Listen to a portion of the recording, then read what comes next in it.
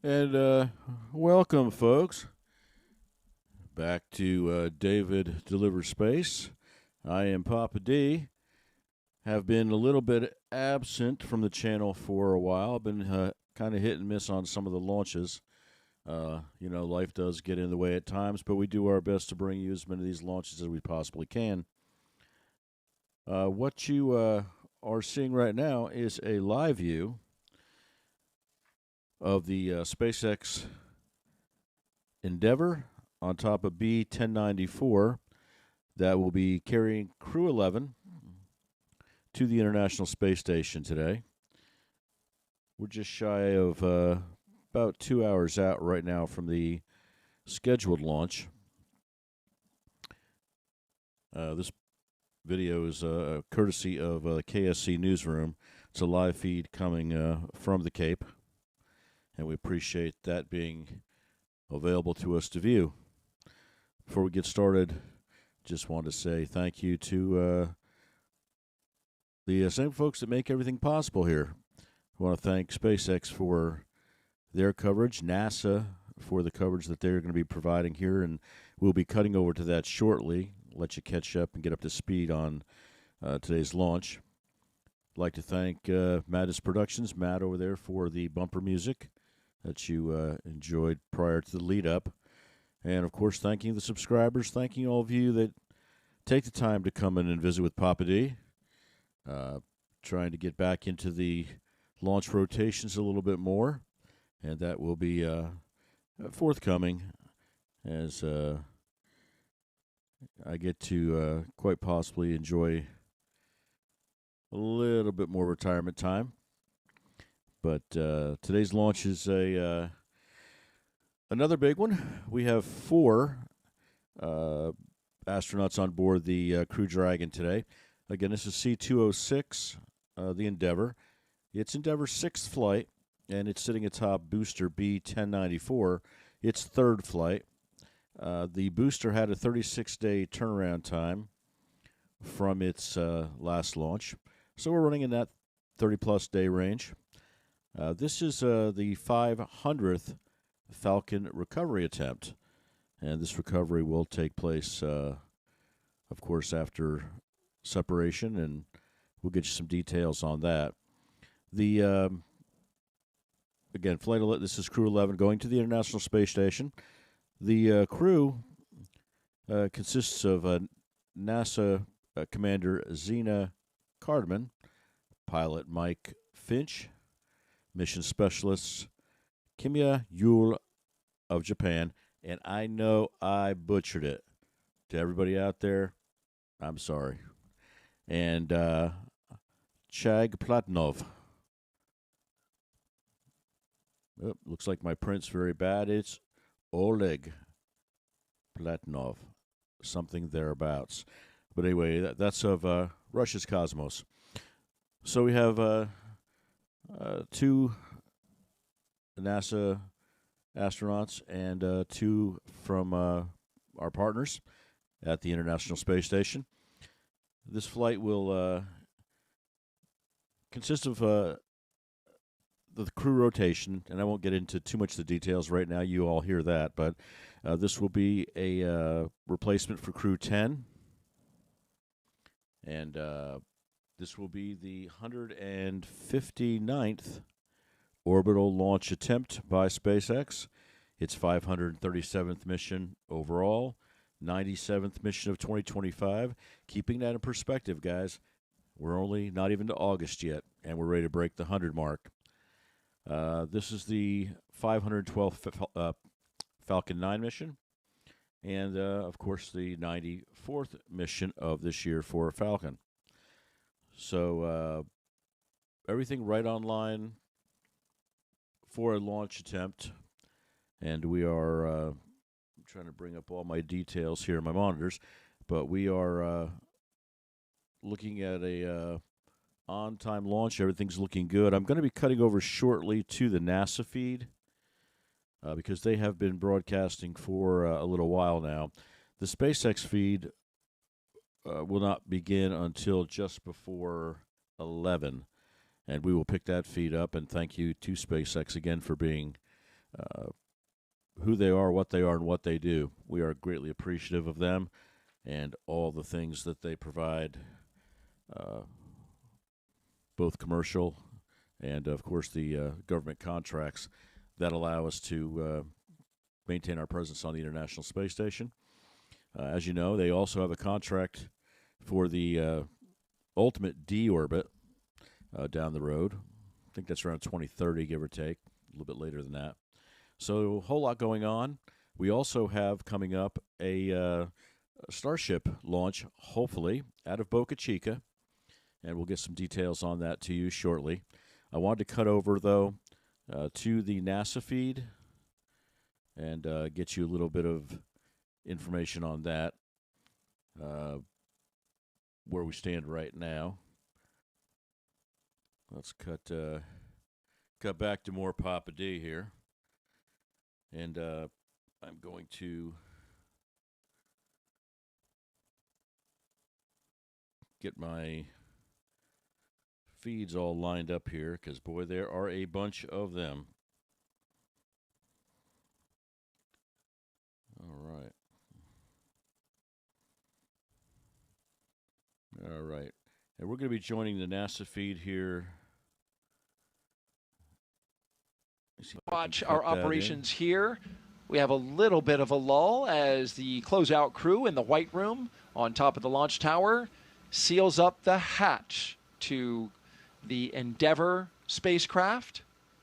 That side hatch is how the crew of 4 made their way into the capsule, and now it is the responsibility of the team that you see here to make sure that that door has a good seal, a good tight seal, before it starts to fly hundreds of miles per hour, thousands of miles per hour. All right, and as you can see, guys, we have just come in as they are finishing the final closure and sealing of the capsule. As the NASA commentator said, there's a number of checks that have to be done, a number of people involved. This is a well-choreographed event. It's practiced over and over again, and they are making sure that everything is removed that needs to be removed, that all the seals are in place. The pressure tests are done to make sure the cabin is holding pressure.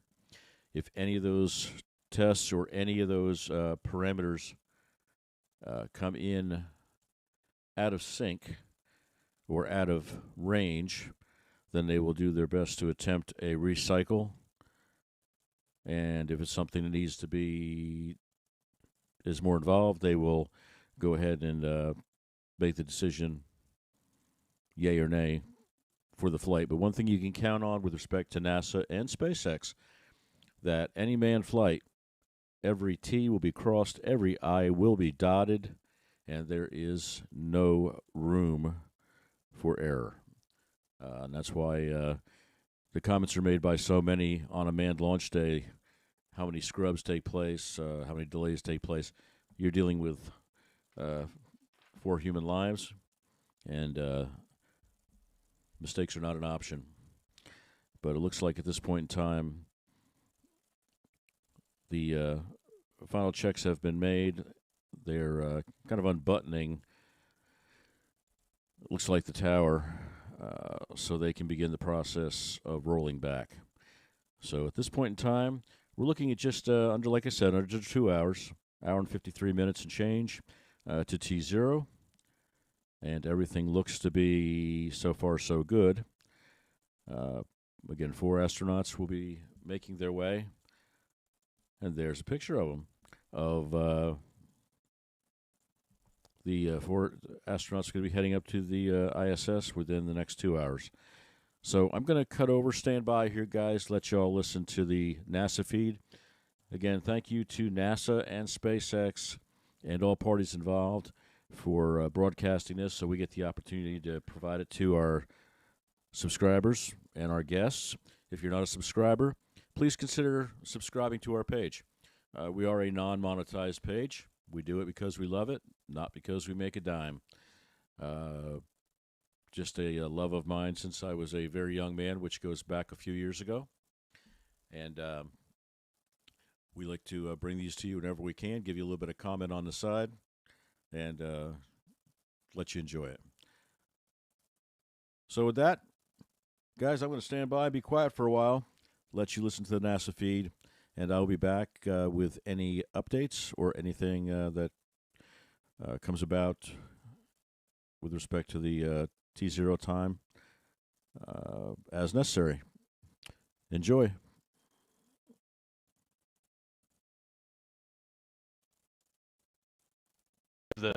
One of the experiments that I was a subject for up there, and it's an ongoing experiment, is looking at the immune system and just trying to figure out why does it get suppressed like that. But yeah, if you cut yourself and it gets infected up there, it takes longer to heal. So don't cut yourself when you're in space. I just wrote that down as my notes for when I fly tip. one day. Yes. Pro tip. Pro tip. Yeah, and if you do, and you were explaining yesterday, if you do cut yourself, it's not like, you know, the blood goes out into space. It holds to your finger because of surface tension. Right? Yeah, it does. Water does amazing things up there. Just weird stuff. If you get water, you know, it floats, and we see all these videos where it's floating as a bubble inside, you know, in front of them. But if you put your finger into that, it just kind of adheres to the surface of your hand and kind of crawls all up your arm, and then it'll stop, and then it becomes body temperature, and then you can't even tell there's water on your hand because there's no motion associated with it because it's just stuck in that one spot. It doesn't exert any weight on your skin. It's the same temperature. So you just don't even know it, and so you'll have water globs on you and just not notice until something gets wet, or somebody smells you if it's sweat. That's true. That's true. It's polite to just hand them a towel. Team. All right, we're coming up on T-minus 1 hour and 50 minutes. So far, a smooth countdown. We saw Crew 11 at T-minus 4 hours get suited up. They left the astronaut crew quarters about 20 minutes away from here, got into their Teslas, rode out to the pad after saying goodbye to their family members. Under security escort, drove by the vehicle assembly building on the way, which is housing currently a moon rocket scheduled for launch of that crew, a test flight around the moon in early next year. And then they made it to this launch pad 39A, where in a little under 2 hours they will lift off bound for the International Space Station with an instantaneous window of 12:09 and 24 seconds p.m. Eastern Time. We're keeping an eye on the weather. Locally showing a lot of promise as it's a sunny day, a very hot July day here in Florida, as they typically are this time of year. But the winds have kicked up just a bit. You can see that in the texture on the Atlantic Ocean there. And the launch weather officer is monitoring winds, expected to increase right around the T0. So as Nick pointed out earlier, that's an important criteria, a launch criteria that they have to monitor so that the launch escape system can operate properly. That would take them out over the Atlantic Ocean. Winds need to be in the right direction and the right strength in order for that system to operate correctly. We're also looking at launch weather here, or rather around the world, along the ascent corridor, where there are areas where, just in case, just like you, when you aborted, there was an area for you to go on land because Soyuz lands on land. With Dragon, you have abort locations along the eastern seaboard and then beyond? Yeah, you know, effectively it's all the way up the East Coast, and then kind of your last opportunity that you would need, because you'll be in orbit at that point any further on, is just off the coast of Ireland. And so we watch the weather, we watch the sea states. We make sure that, you know, if we needed to go and pick up a crew because they had to abort and they landed in one of those zones, that the search and rescue forces will be able to get into those locations, that the weather is going to be support that kind of operation. And so weather's a little more complex when it comes to spaceflight. You've got to take a global perspective and prepare for all those different contingencies.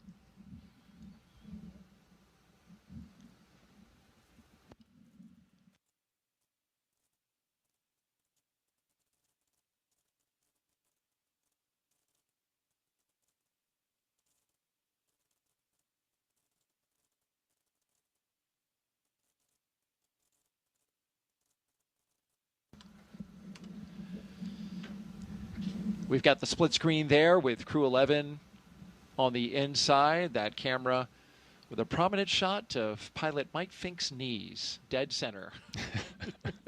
But the rest of the crew is also there to Mike Fink's, to screen left is mission specialist Oleg Platonov. To Fink's left, to our right, moving right to the two positions, would be our commander, Zena Cardman. And to the far, far right, next to the window, is Kimiya Yui. There's a lot of rights and lefts there, Daryl. Yeah. We need some on-screen graphics to make it.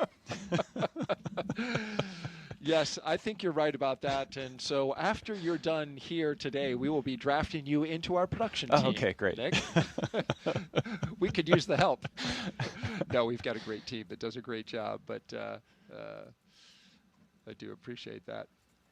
You can make out below the crew cargo.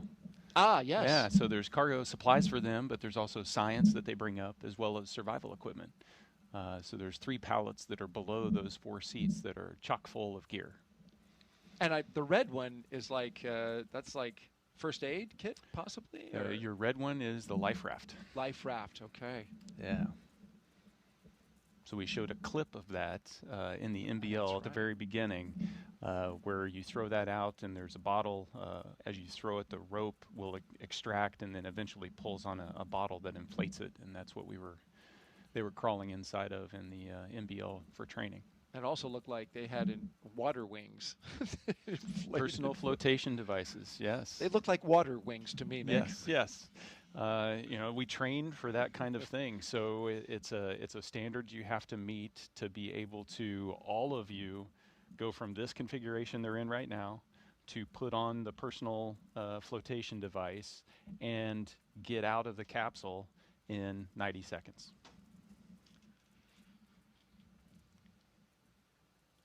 Well, their destination when they launch at 12:09 p.m. Eastern Time is the International Space Station, or ISS. This will be commemorating a significant anniversary on November 2nd. When we get to that date, we will have had 25 years of continuous human presence aboard this orbiting laboratory. And liftoff. International Space Station is underway. We are in the golden age of the space station right now in terms of the return on investment and what we're able to do there. One of the great legacies of the space station is not just going to be science, but very importantly, the international cooperation. This is perhaps most prominent, international cooperation for exploration.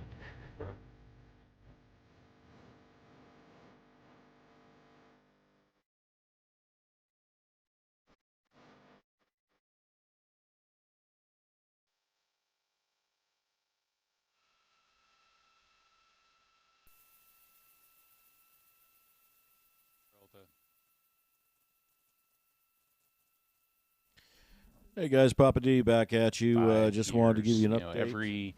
Every roughly 6 months or so, a crew doing a rotational mission with a handover, and it's been a thrill to be. Where we're at is, as you can see, just under an hour and coming up on an hour and 43 minutes until launch of Crew 11.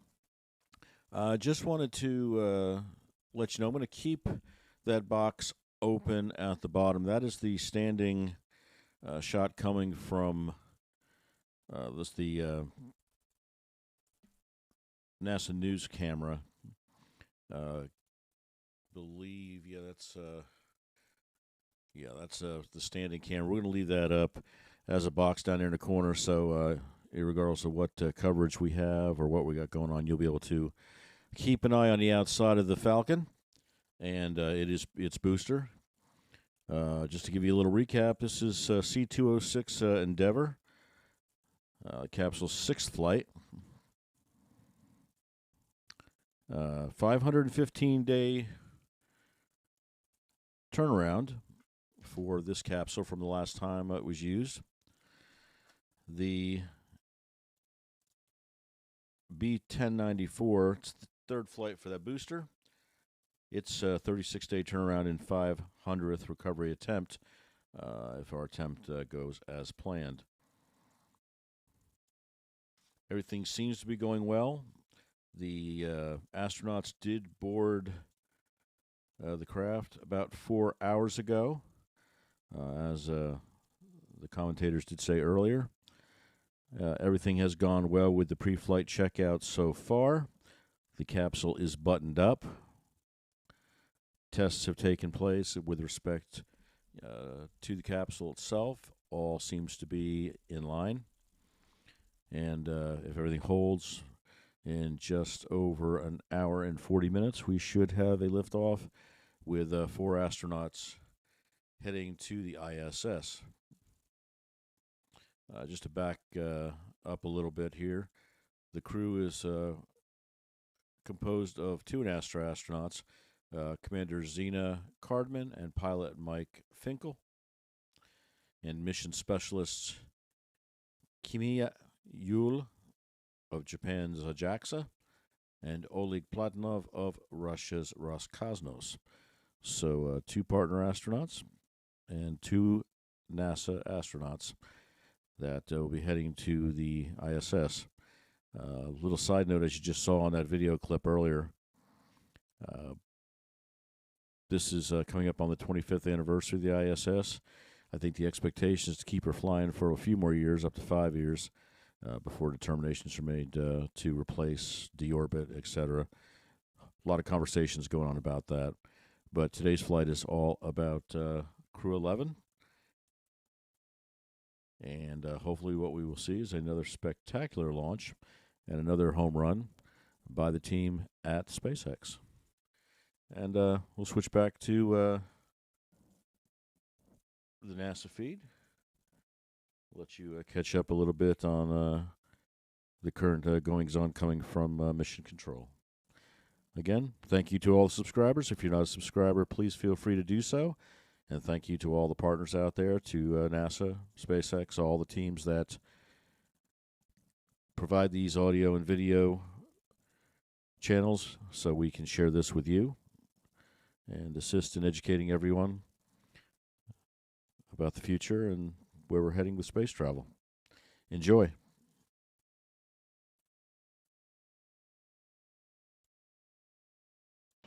All of this, of course, coming up after today's launch. We continue with the countdown, and with under 2 hours before launch, we'll send it back over to the Kennedy Space Center. Daryl and Nick?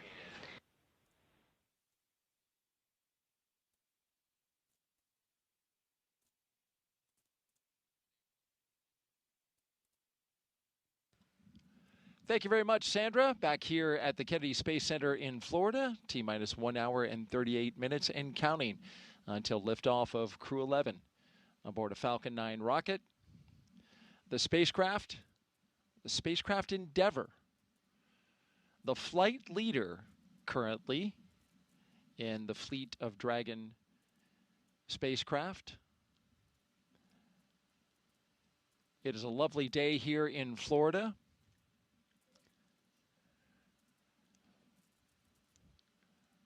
You're looking up in the skies now, and as typical for this time of year, starting to get a little cumulus clouds forming as the cool sea breeze makes its way over land, encountering the warm air here in Florida. Hot and humid air. So we are expecting to get a few cumulus clouds. That was a minor concern for weather. We are still 90% go, but that 10% was for cumulus clouds, and we're starting to see them forming in our shots around the pad. But we're not expecting that to be clumped over top of the pad at T0, so we're still 90% go.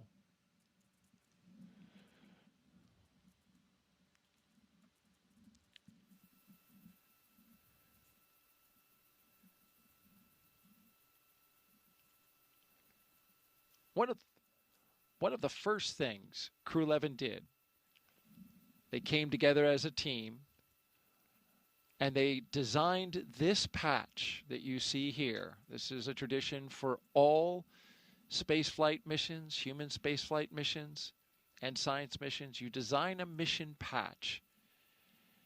And this is the one for Crew 11. The colors of this patch, celebrating the 3 nations they represent.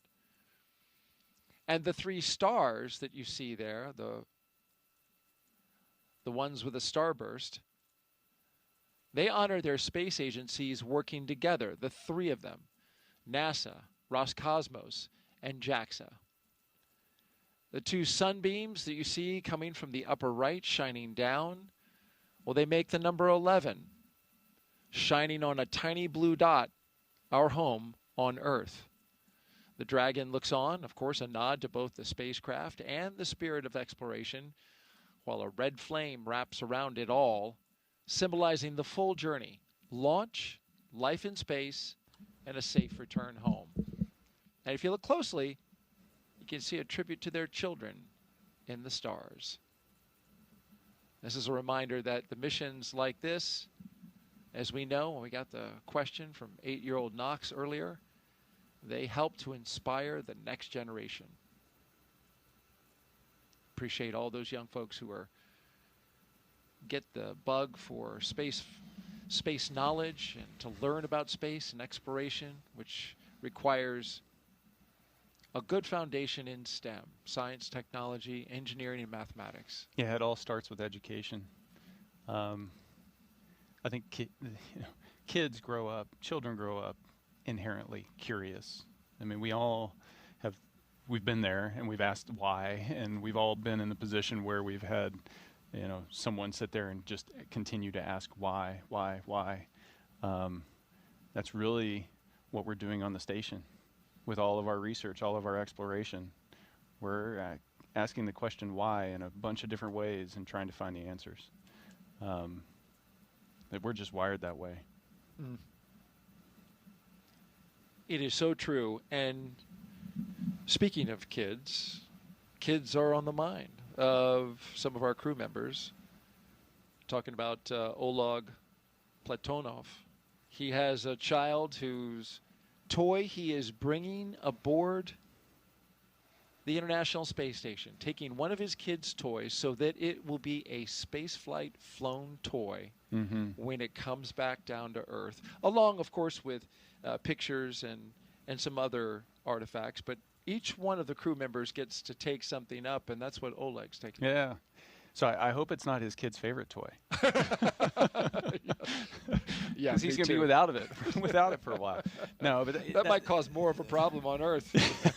But it's something absolutely that Oleg's child's going to just cherish the rest of his life, and having the opportunity to bring up little things to be able to give as mementos to friends and family is huge. Oleg's fellow mission specialist, Kimya Yui, well, he's bringing a lot of pictures of family, friends, and colleagues. And one of the pictures he's going to take up, he's going to then give back to the people who gave him the photo. So that's a touching thing. We talked earlier in the show about what Mike Fink is bringing up. He's bringing up a Gamasa from the state of Assam. He, of course, said in a press conference recently, he's been married 25 and a half years. To a wife, his wife of Indian origin, and the Gamasa is a silk scarf that carries with it the blessings for his trip to the ISS from her side of the family, and he's taken one not only on this mission, but he's taken that Gamasa on all 3 of his previous missions as well. Yeah, good luck charm. I'd stick with it. It's working well for him. That's right. Whatever you took on your first flight, I hope you put somewhere, buried somewhere. No, just kidding. So I used the same 0G indicator on all 3 flights. Did you? Yeah. You're not. You're like, no, I'm not buying any of this luck stuff. You're like, let's stick with what works. I trust the people behind it. That's a great answer. And then, of course, finally, Xena, our commander, She's, of course, taking, like the rest, photographs of family and friends. But because of her previous assignment to Crew 9, the mission that you ended up commanding, her stuff went up early. And one of the things that she mentioned that she is taking up and shared with the public was that she has some cards that were written by her late father that she included in Crew 9, but now we're coming up on anniversaries and a certain amount of time that he has not been with her. And she gets to now see those cards again when she arrives at the International Space Station. Yeah, it's truly touching. And you know, it was one of those things, once Alex and I got to the station, being able to make sure that we got that stuff set aside and ready for her, knowing that she was going to come in trail, and no, it's going to be a special moment for her. That's right. You actually had her stuff put into place. Yeah, packaged it all up. Yep. She may even have a birthday gift up there waiting for her. Who knows? Well. Well. Teaser. What is it? Nice try. Well,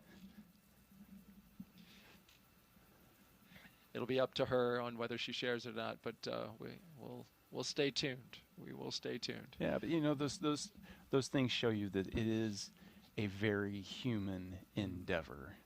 We're not just launching satellites into space. There's this exploration aspect, but there's this layer of humanity over the top of it that's so important, and all of these little gestures just bring that to light. We are currently 1 hour and 30 minutes until liftoff of Dragon, flying Crew 11 to the International Space Station. There you see Endeavour, the capsule at the very top. 6th flight today for that capsule. The number of historic flights that it has under its belt, beginning with Demo 2, and then going on to Crew 2, Axiom 1, Crew 6, Crew 8.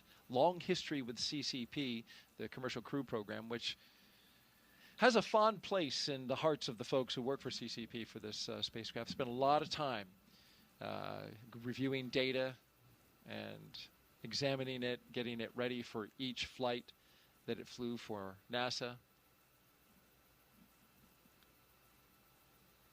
It's a workhorse. It is, and as you know, spaceflight is hard on equipment. So those checks and examination of the data and looking over the critical systems is an important part of making sure that that capsule can continue on. It's currently at its 6th flight, but these spacecraft were only certified for 5. CCP did a recertification, moving it up to 6 flights. Ultimately, SpaceX would like to fly these capsules 15 times. And they say that they have systems that are ready for 15 times reuse. Commercial Crew Program is currently reviewing and looking over the data to determine how much more of the systems need to be reviewed in order to certify it for those additional flights. But that's exactly it. That's the goal here, is to make these spacecraft and rockets reusable, bringing down substantially the cost of spaceflight. Yeah, and hopefully opening space up to so many more.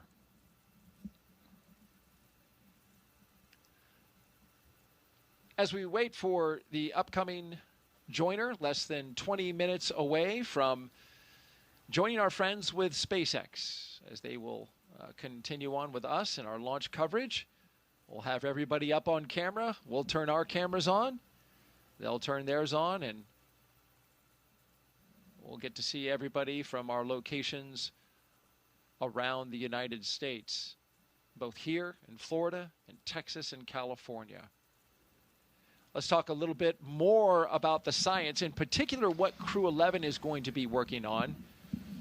One of the questions they're facing is, how do you grow vitamins in space, or even use viruses to help fight bacteria on a spacecraft? Well, for the past year and a half, Crew 11 has been training to support cutting-edge research like this aboard the International Space Station. First up, Bionutrients 3. The study is looking at how to make essential vitamins and nutrients in space so astronauts can stay healthy on long missions. They'll be testing samples like yogurt, kefir, and a yeast-based drink to see how well they work in microgravity. Next up is Stem Cell X IP1, which uses space to grow stem cells. These stem cells can turn into any type of cell in the body and could one day help treat diseases like cancer. Growing them in microgravity may produce more volumes of cells, mass producing them, and better ones than we can make on Earth. And then there's Genes in Space 12. It's testing phage therapy, which uses viruses that could target and kill bacteria. It could be a powerful alternative to antibiotics, especially in space, where infections can become harder to treat. Some really fascinating research happening on board station. In addition to the human research side of things, you were talking about this earlier, each one of these astronauts will be studied, many of their biological functions, and their, of course, biological data will be studied as their time comes to a close in space, and studied afterwards, studied during, studied afterwards, and possibly it being an 8-month mission. Yeah, you have the opportunity as crew members to volunteer to be a human test subject for a lot of different experiments that are focused on how does microgravity and the space environment, the high radiation environment, how does that affect human physiology? And it runs the gamut from just muscle and bone health all the way down to genetic structure and how that changes, or how our immune systems might be suppressed. And we've been doing this for 25 years and we're still learning. Space is hard on the human body, is it not? It is, but the body is so amazing in how it adapts. It is constantly responding to the environment around us, and we don't really see that on Earth because the changes in the environment around us aren't dramatic enough. But when you pull us out of Earth and put us into space, that dramatic change, you get to watch your body respond to all of that, whether it's spinal growth and straightening that causes you to grow a little bit taller, whether it's the fluid shift and the pressure distribution within your vascular system is more balanced, and you feel that in your head. It goes even to the way you perceive the environment around you and your mental predictions of how things behave. You start to predict and think in weightlessness. All of that adapts, and you've got a front row seat for it, so it's pretty amazing. Literally. Experiencing the changes happening within your own body. Jessica Muir says she came back and she could actually see better than she did before because of that, the pressure of microgravity exerting differently on her eyeball than it does under being back on the Earth with regular gravity. Yeah, and we're still trying to understand the root source of why those changes in vision happen, why the changes in our eyes occur. I wish I had her problem because now I'm wearing glasses as a result of that. So it can go both ways. It can cut both ways. Okay. And who knows, Nick? You might have been bound for glasses anyway. No? Well, I mean, everybody is at some point. Right. You just called me old. Is that what happened? It was very subtle. You did catch it, though. Yeah, I did. T-minus 1 hour and 23 minutes. I'm Daryl Nail with NASA Communications, and I'm joined by Nick Hague, NASA astronaut and Brigadier General with the Space Force. We have social questions. Keep them coming. We've had some great ones so far. Just use the hashtag AskNASA and send us those questions on Facebook, X, YouTube, and Twitch. We've got a person who's monitoring our social feeds right now, looking for great questions. And here's one from Joshua R. Collins. Does the whole crew have the same doctor, or does each crew member have their own? Is it their regular personal doctor or a NASA medical team doctor? So each space agency provides a medical team to support their astronauts or cosmonauts. So you'll, for Crew 11 in particular, you're going to have a NASA flight dock team of a surgeon, flight surgeon, primary and deputy, that will support Xena and Mike.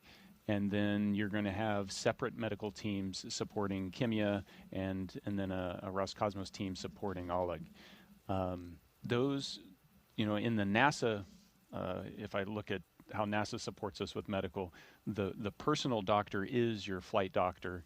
And so the person that sees you day to day for the years leading up to your mission is the same person that is supporting you throughout your mission, and then after your mission when you're rehabilitating, and then beyond. And so that flight medicine team is one of those key relationships that you develop once you join the astronaut corps. A flight surgeon for each space agency, and they go with them until they get to the pad, and then they break off. They're there, standing not too far away, just in case they are needed for any reason.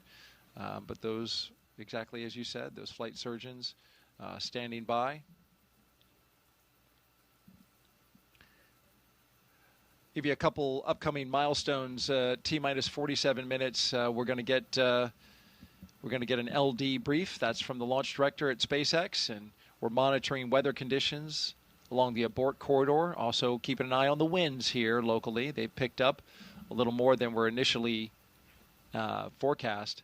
At T-minus 1 hour, just about 20 minutes from now, the closeout team will depart the pad. That was the team that was getting the crew all ready inside the spacecraft and then sealed up the hatch. They will depart. It'll just be the crew out there on the pad. It'll be them and Dragon Endeavour that you see right there at the top. We've talked a lot about this capsule today. It's taking its 6th space flight. Since its first flight in 2020 for Demo 2, SpaceX's Endeavour Dragon has been a workhorse for NASA's Commercial Crew Program, flying mission after mission. It has safely carried astronauts to the International Space Station 5 times. Demo 2, Crew 2 in 2021, Axiom Mission 1 in 2022, Crew 6 in 2023, and Crew 8 in 2024. In all, Endeavour has flown 9 NASA astronauts, 3 space tourists, 2 Roscosmos cosmonauts, 1 retired NASA astronaut, 1 ESA astronaut, and an Arab astronaut from the UAE to and from the International Space Station. Crew 11 marks Endeavour's 6th mission, the flight leader to the ISS. And we leave you now with dancing from Crew 1. Apparently choreographed as well. Look at that. And they had their act together. What choreographed dance moves did you do, Nick? Don't dance. That's one thing that don't didn't. Dance. That's one thing that didn't translate into space. Yeah, I don't dance on Earth, and I didn't dance in space. But you can do somersaults and flips and twists, though. Yes, especially as you're zipping around that space station. I mean, it's fun. Yeah, oh man, it looks like it. Every dream you had as a 5-year-old of flying around, and you get to do that every day. I used to dream that as a kid so often that I could just flap my arms and fly. Yeah. It was a recurring dream that I had, and sometimes I woke up really actually believing that I could fly. I can imagine when you're on the ISS, you wake up and it's like you get to just do it again day after day. Yeah. It's real. That dream is real. It's your new normal. Yeah. And you just have fun with it. You float over and grab your drink bag to rehydrate your morning coffee, and you can do a backflip between that and the water dispenser, and you just play with it. You know, you don't need to use utensils to eat. You can just put the food out in the air in front of you and pretend like you're in an aquarium.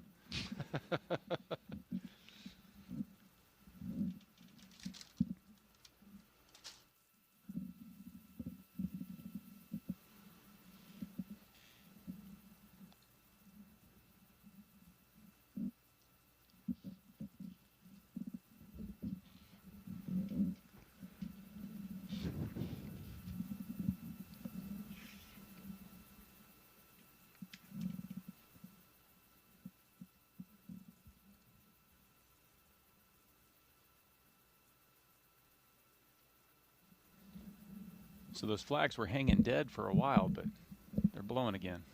Yeah, that's the breeze that the forecasters looked at the charts and the data that they have around all the instruments that we have at the Kennedy Space Center. And early this morning forecast an earlier kick up to those winds, and so we're seeing them now. They've got a forecast for 14 knots around liftoff time with a peak of 18 knots. Of course, they're going to reevaluate that here in about 25 minutes or so. And of course, we'll be listening in to the launch communications by the team, making sure we keep you updated to their progress. We have a launch opportunity today at 12:09 p.m. Eastern Time, but if for some reason it does not work out, we have opportunities the following days. Tomorrow, on Friday, August 1st, where we have an 85% go for weather, with the only concern being potential cumulus clouds like we're seeing today.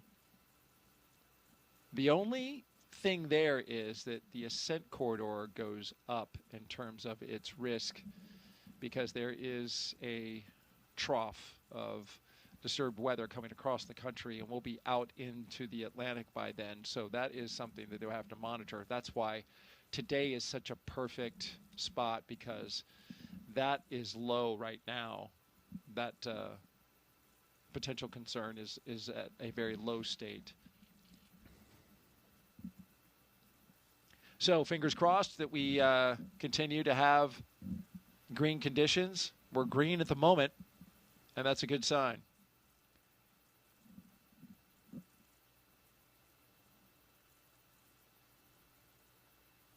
We're T-minus 1 hour and 15 minutes until the liftoff of Crew 11 on a Falcon 9 rocket to the International Space Station. Thank you for joining us.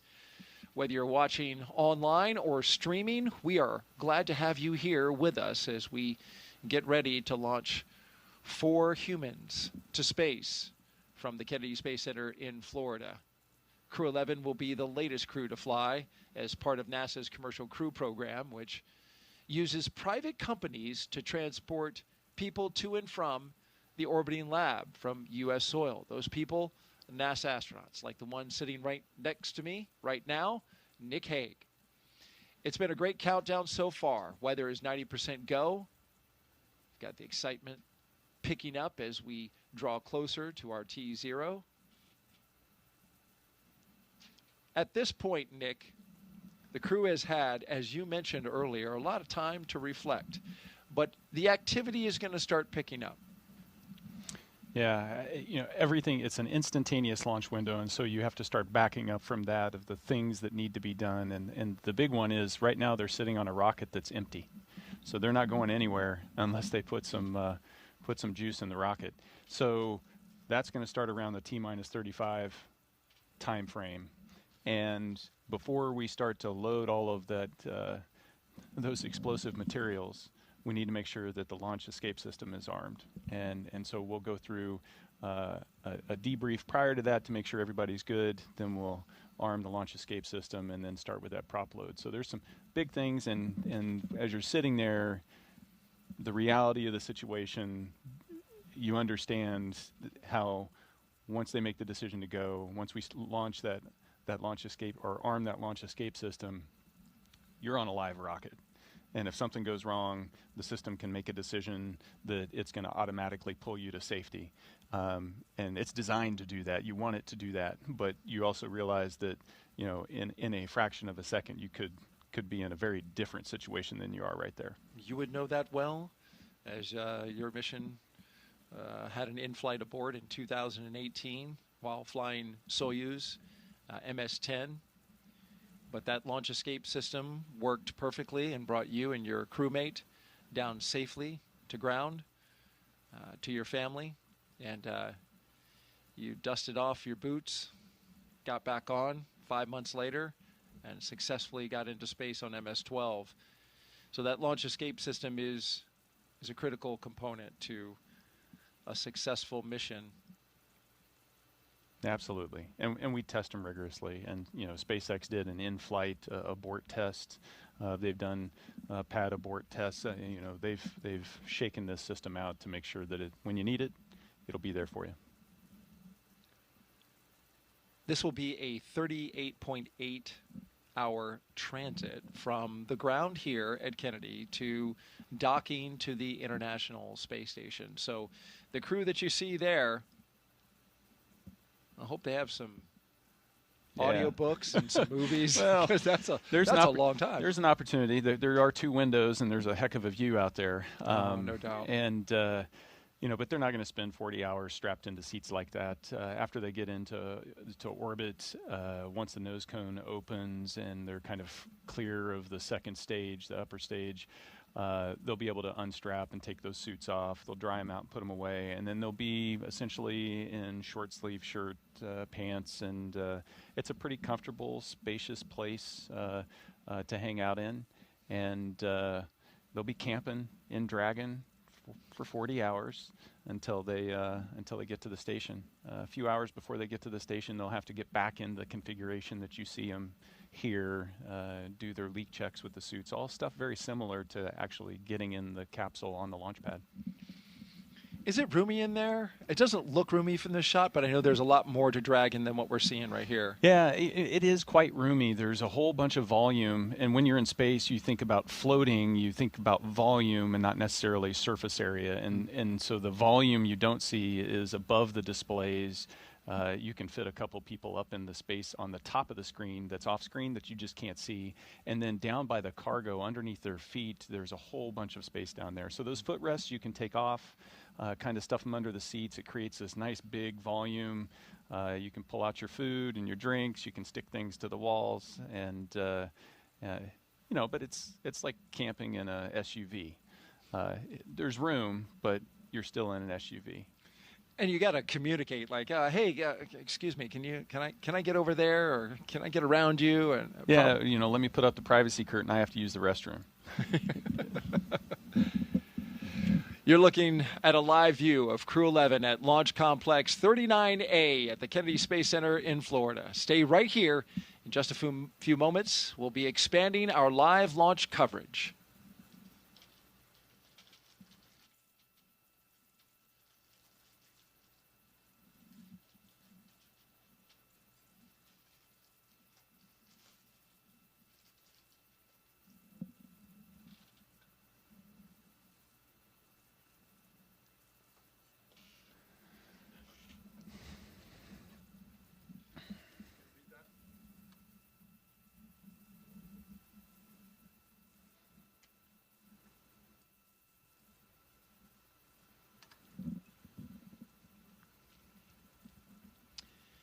Good morning. You're watching live launch coverage of NASA and SpaceX's 11th rotational flight to the International Space Station. I'm NASA's Daryl Nail, joined once again by NASA astronaut Nick Hague, who's been with us for the past 3 hours.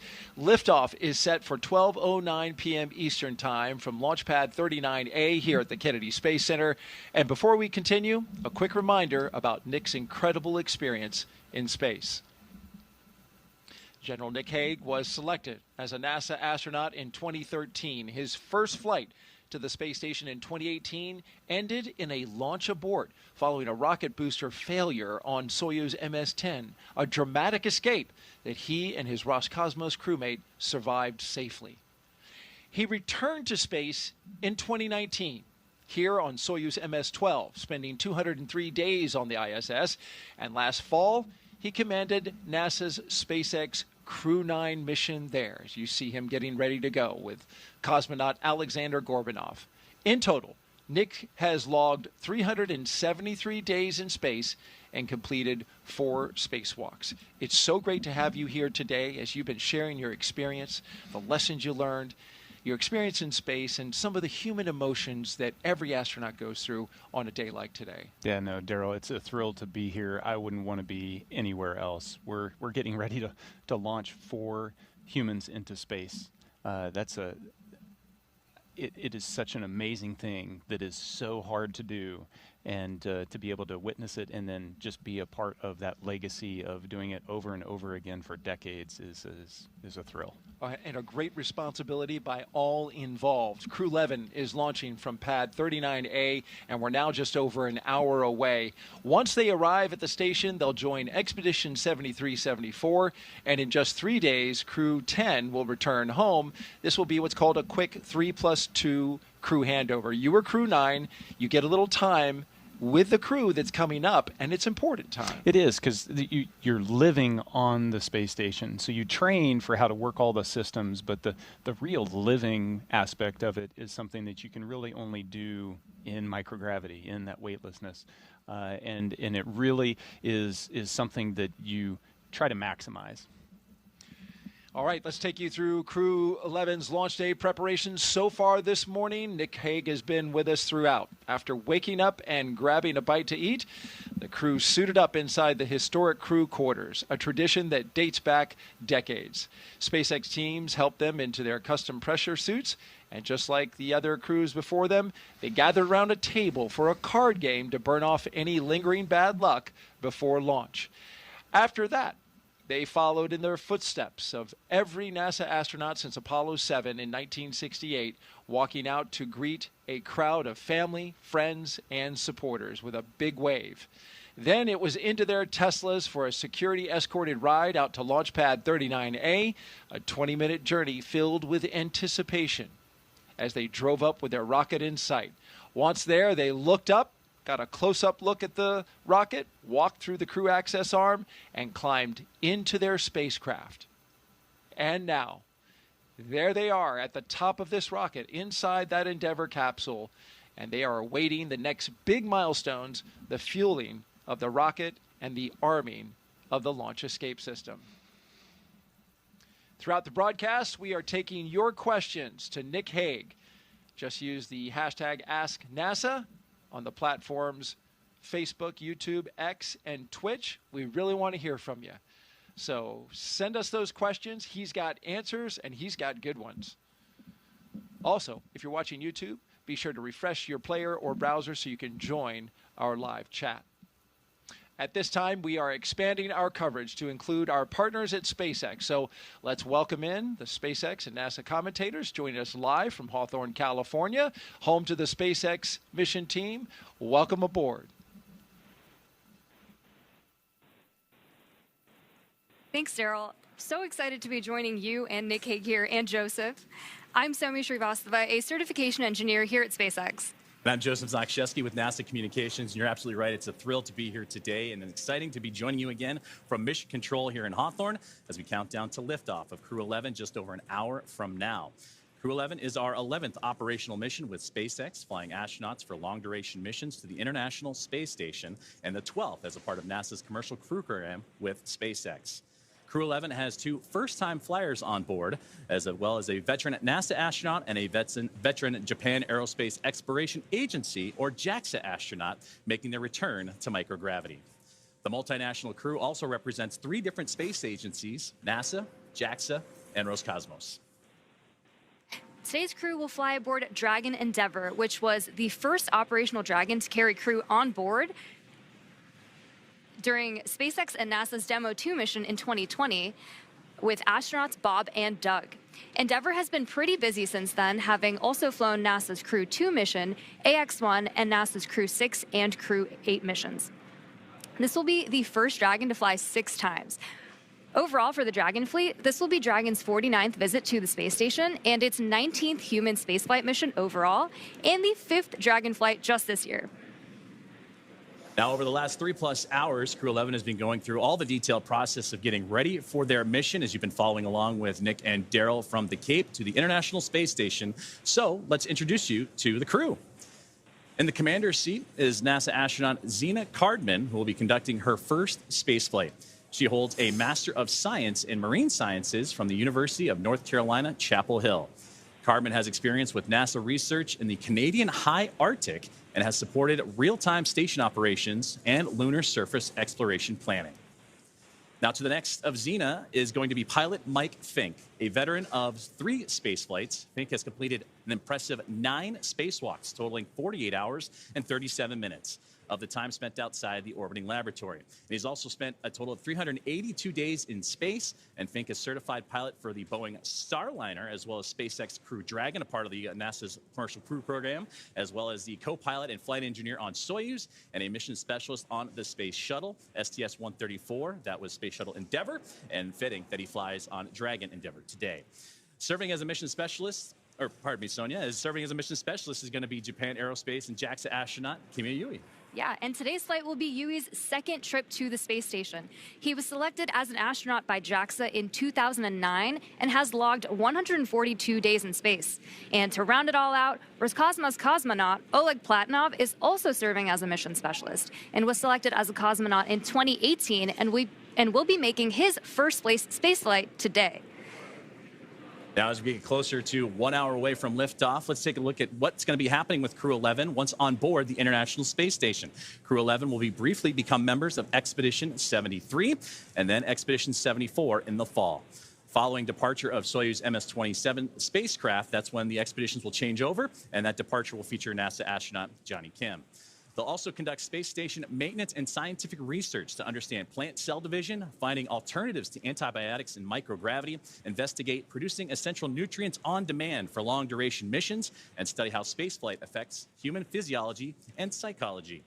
The crew will also engage with students worldwide via the ham radio and use its existing hardware with newly integrated software to test a backup lunar navigation solution. So as the crew continues to prepare, as does the team on the ground, let's check in with another member of our broadcast team, Ronnie, here with SpaceX for an update on all things on the rocket, the capsule, the crew, and more. Ronnie?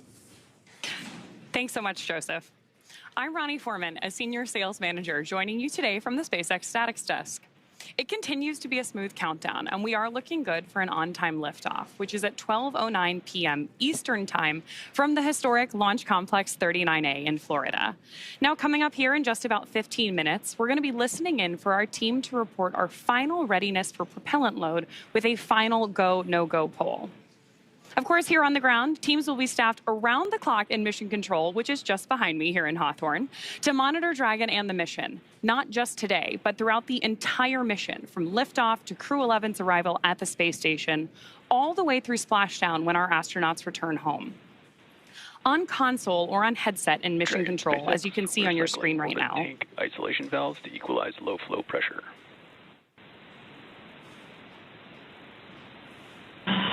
Dragon copy.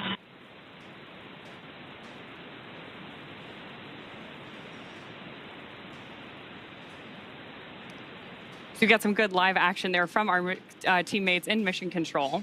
The mission director is the one in charge of the room and tasked with making those real-time decisions that ensure mission success. The person we just heard talking to the astronauts is the crew operations and resource engineer, who we'll refer to as the core throughout the broadcast. Our 4 additional team members are focused on vehicle systems, including avionics, navigation and control, software, propulsion, life support, and communication with ground support teams. Apart from mission control here, our Falcon 9 team is currently located in the Launch and Landing Control Center at Hangar X in Florida. So with less than an hour until launch, we are settling in for final checkouts, propellant loading, and launch. Back to you, Joseph. Thank you very much, Ronnie, and thank you for those updates as we are getting that live action in real time, and we'll continue to monitor those communications with the crew and everything surrounding Crew 11 and their launch here today. Now, NASA has its own team members at NASA's Mission Control Center in the International Space Station's Flight Control Room, and that's in Houston, Texas, where another teammate of ours for today's broadcast, Sandra Jones, you've heard from her earlier. That's where she's located and has been busy preparing the International Space Station for Dragon's arrival. Now, the team in Houston is currently working through their go, no-goes and looking to confirm that the station is ready to receive Dragon Endeavour and the new crew. Now, following liftoff for the flight today, it's going to take about 39 hours, you've heard, about phasing, so a good stair-step journey to get to the International Space Station, with Dragon flying autonomously the entire way. Docking is targeted for the early morning hours on Saturday, August 2nd at 3 a.m. Eastern at 12 a.m. Pacific time. And just like autopilot on a commercial aircraft, the crew always has the ability to take manual control of the spacecraft if needed. We are now at T-minus 58 minutes and counting down to today's launch. While we wait, let's check in with NASA's Sandra Jones at the Johnson Space Center to see how things are shaping up at Mission Control in Houston. Sandra, how's it going over there? Tracking copies. Go for 4.100 set. We'll go. And welcome back to Mission Control Houston here at the Johnson Space Center in Houston, Texas. We are here in the hub of human spaceflight at NASA. The team here has pulled go for launch in the International Space Station, is ready for the crew to lift off as they begin their journey to the orbiting laboratory. At the time of launch, the space station will be traveling 260 miles over the South Pacific Ocean. In the home stretch of the rendezvous, NASA and SpaceX flight controllers will enter into what we call integrated operations, where both flight control teams will conduct a series of go, no-go polls for Dragon Endeavour's docking to the International Space Station. Rotational missions like Crew 11 help NASA continue to maximize the important research and technology demonstrations made possible only in the International Space Station's unique microgravity environment. The space station is critical for NASA to prepare for future commercial low Earth orbit destinations and to understand and overcome the challenges of long-duration spaceflight necessary for a long-term presence on the Moon and crewed missions deeper into the solar system, including on to Mars. Now, here's a closer look at the mission and what Crew 11 will have to look forward to during their stay aboard the International Space Station.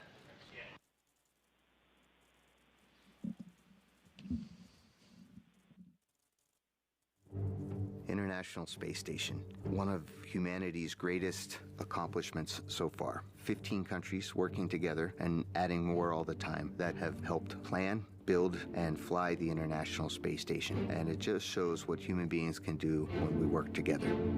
As Crew 11, we are about to launch on board a Dragon spacecraft to the International Space Station. We are actually continuing an ISS mission almost a quarter centuries. Right now, crew members are working very hard on the ISS, so we got that result, and actually we do more researches, then pass that information to Crew 12. Конечно, исследования на Международной космической станции, как я считаю, они очень важны, и они являются ключевым звеном в развитии технологии, науки и всей цивилизации. И все самое лучшее из космоса всегда приходит рано или поздно на Землю в виде новых открытий, новых приборов, возможностей и технологий.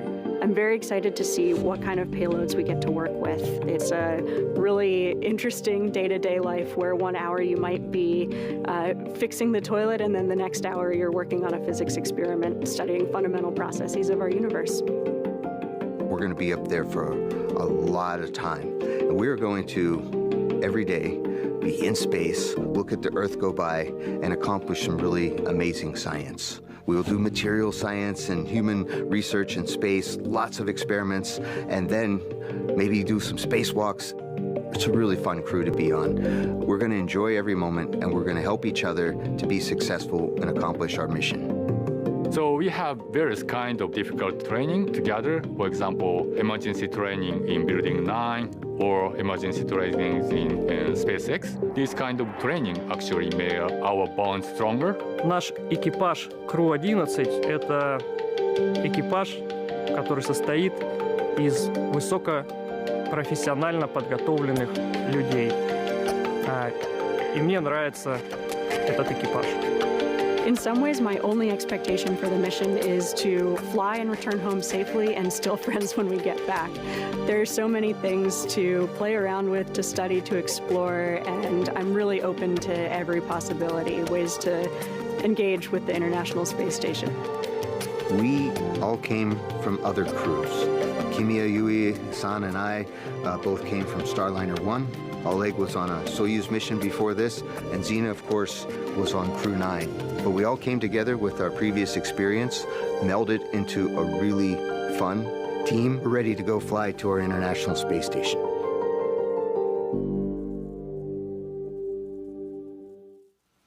And we're back at the Kennedy Space Center in Florida as we have a beautiful shot from our flight helicopter right there of the vehicle assembly building. The Artemis 2 mission, the rocket inside, will launch early next year.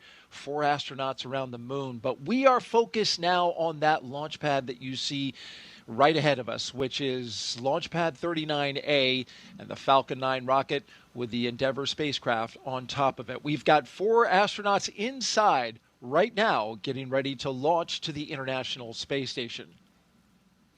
And we've got Nick Hague, NASA astronaut, with us.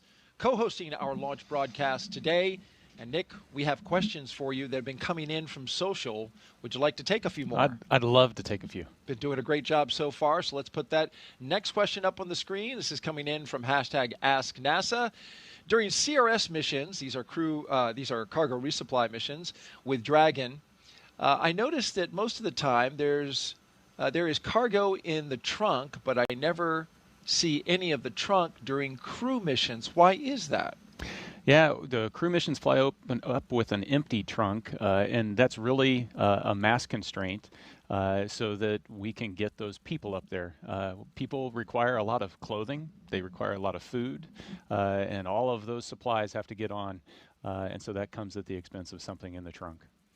Great answer. T-minus 51 minutes and counting, and now we're counting down to the moments before we arm the launch escape system and start fueling the rocket. But before we do that, let's send it over to NASA's Tony Jaramillo, who is standing by live at one of the best viewing locations here at the Kennedy Space Center. She's joined by NASA's Acting Administrator, Secretary Sean Duffy. Tony?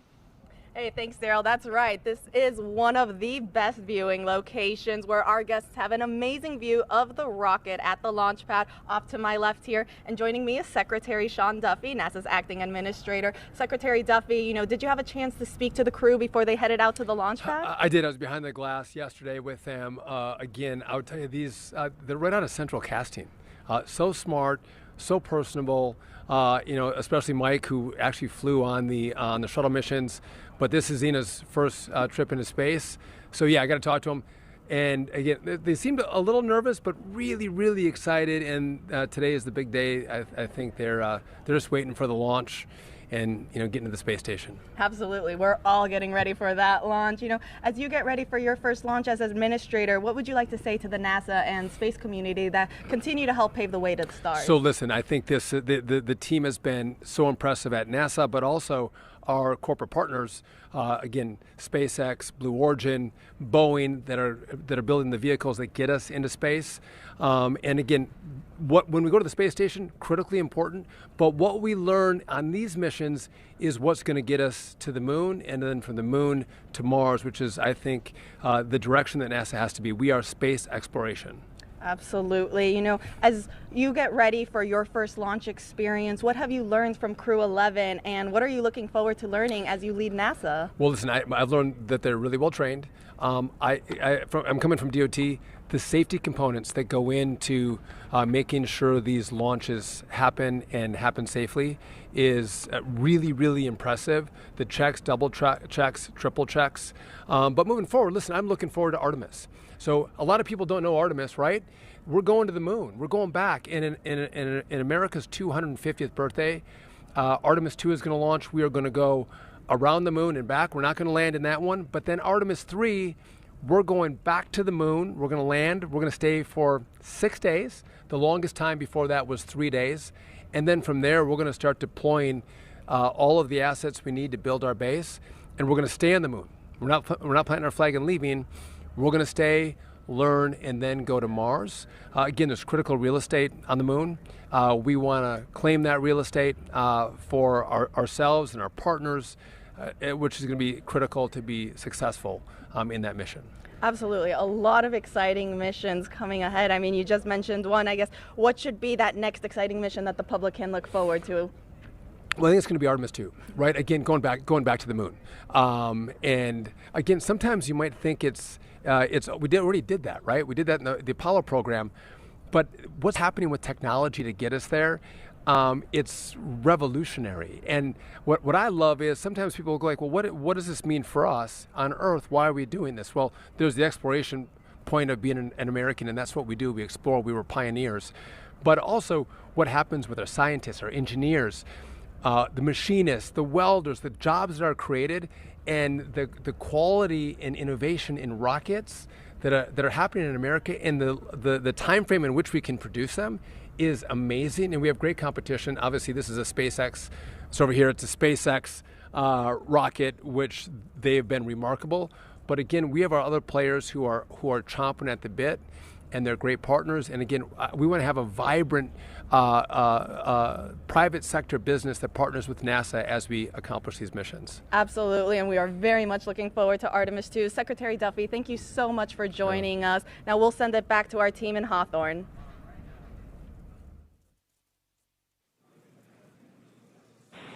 Thanks, Tony. That was an awesome interview with Senator Duffy.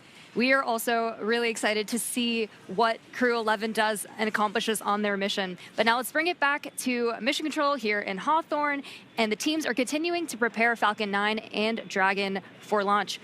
Falcon 9 is the first orbital class rocket that is capable of reflight. Together, Falcon 9 and Falcon Heavy have completed more than 519 launches and over 448 reflights. Incredibly impressive. And today, the booster that Crew 11 will be using is going to attempt to land at Landing Zone 1, which is just down the coast from NASA's Kennedy Space Center in Florida. This will be the third flight of this particular first-stage booster after supporting a Starlink mission earlier and recently Axiom Mission 4. That was the successful fourth private astronaut mission to the International Space Station. Rapid reusability drastically reduces launch costs, and it's the key innovation that is making space more accessible for the entire space industry as a whole. While this young booster is on its third trip to space, we are working towards qualifying our fleet of Falcon boosters and fairings to support up to 40 missions each. For those of you following along, we're currently at 29 flights of a single Falcon booster, which is absolutely wild. Increasing Falcon's flight count provides valuable information and data on repeated reuse, which is a super critical element in making life multiplanetary. This same spirit of continuous iteration and innovation does not stop with Falcon 9. NASA awarded SpaceX a contract to develop the USD Orbit vehicle, a modified Dragon designed to guide the space station through a controlled re-entry into Earth's atmosphere. And when the time comes and the International Space Station reaches its end of operational life, which, trust me, it still has a lot of life to give right now, Dragon will help achieve that safety orbit. During the CRS-31 cargo resupply mission, Dragon successfully performed a reboost test for NASA that demonstrated Dragon's ability to change the station's orbit, and we'll see a similar test coming up, and that'll help inform plans for the upcoming commercial resupply mission number 33 with SpaceX, where Dragon will fly an extended mission and repeat that reboost demo with a modified trunk called the Boost Trunk. This modified trunk will give Dragon the ability to change the station's velocity by up to 10 meters per second. And testing these added capabilities will provide NASA with additional options for station operations in the coming years. And yet another innovation that SpaceX is working on is the intravehicular spacesuits, or IVA suits, that astronauts wear during Dragon missions. These suits are worn by the astronauts while they're inside the spacecraft, versus the extravehicular, or EVA spacesuits that are go for propellant load and launch. For all operators in MCCX and Hangar X, both control rooms will go into lockdown at T-minus 45 minutes and will remain in that state until LES is disarmed. All operators are to remain at their console and maintain a sterile cockpit until MD confirms successful disarming of the launch escape system following orbit insertion or propellant offload in the event of a scrub. For non-urgent no-go conditions, brief the CE or LD and they will approve aborting the count. For urgent issues affecting the safety of the operation, operators shall call hold, hold, hold on the countdown net. Launch control will abort the launch auto sequence immediately and proceed into launch abort. At T-minus 10 seconds, launch control will be hands-off and relying on automated abort criteria for the remainder of the count. Operators advise launch director whether structural breakup or fire is imminent or occurring per Dragon manual flight escape rules.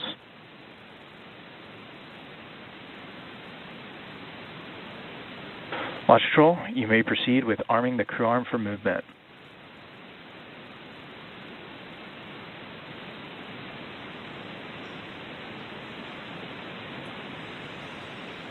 Arming crew arm for movement.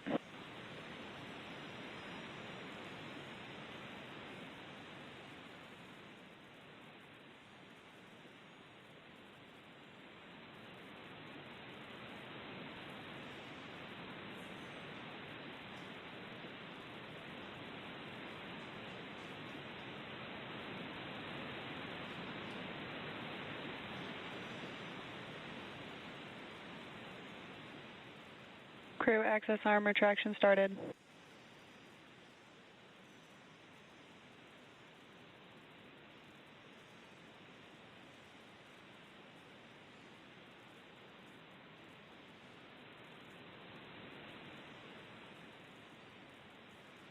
And we are watching the crew access arm rotate away from the Dragon Endeavour and the Falcon 9 rocket. That was an incredible view, Nick, from up high, 275 feet in the air. Yeah, and so as the arm goes away, that's really your first unobstructed view out those two windows inside the Dragon capsule.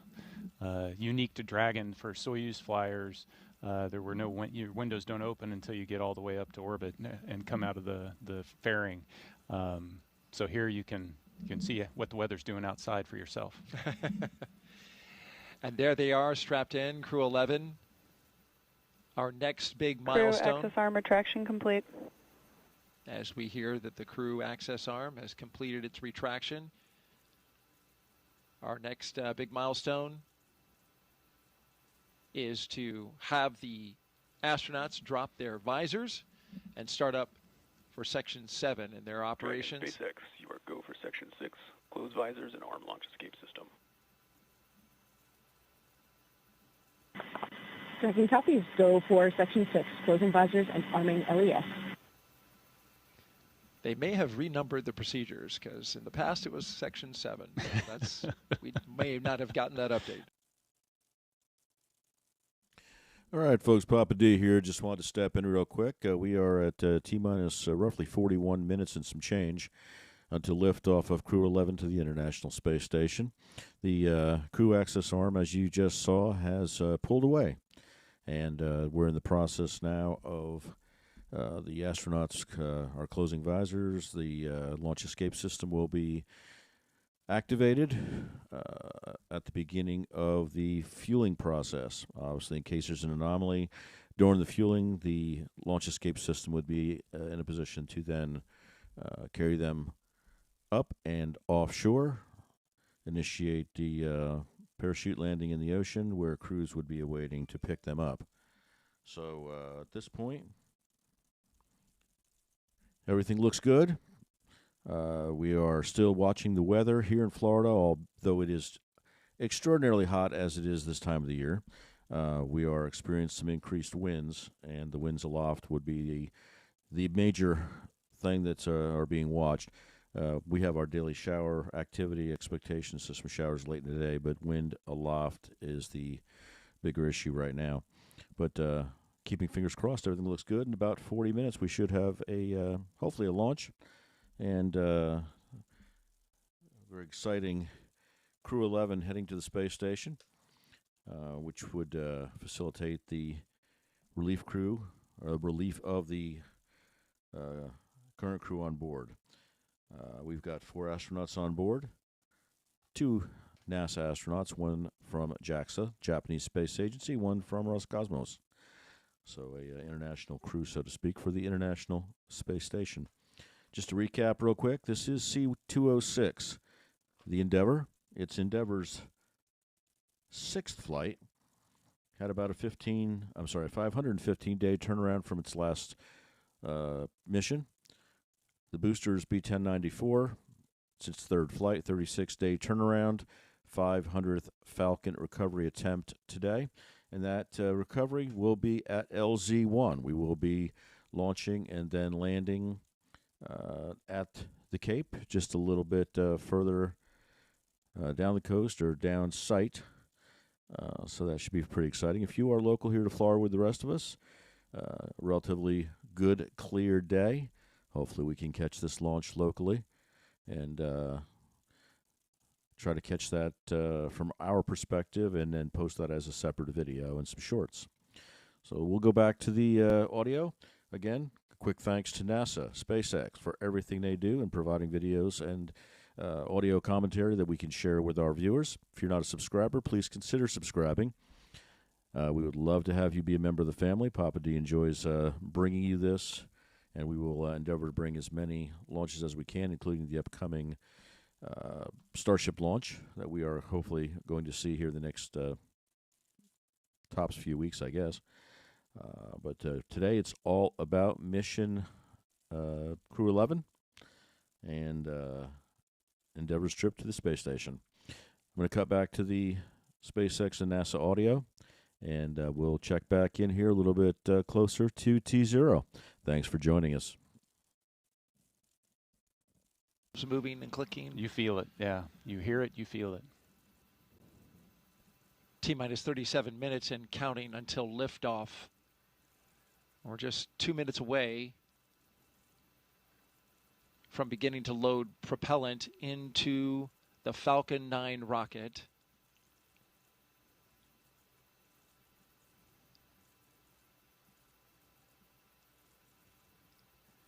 Weather is looking good at the moment. We are 90% go. There was a small concern for cumulus clouds in the area.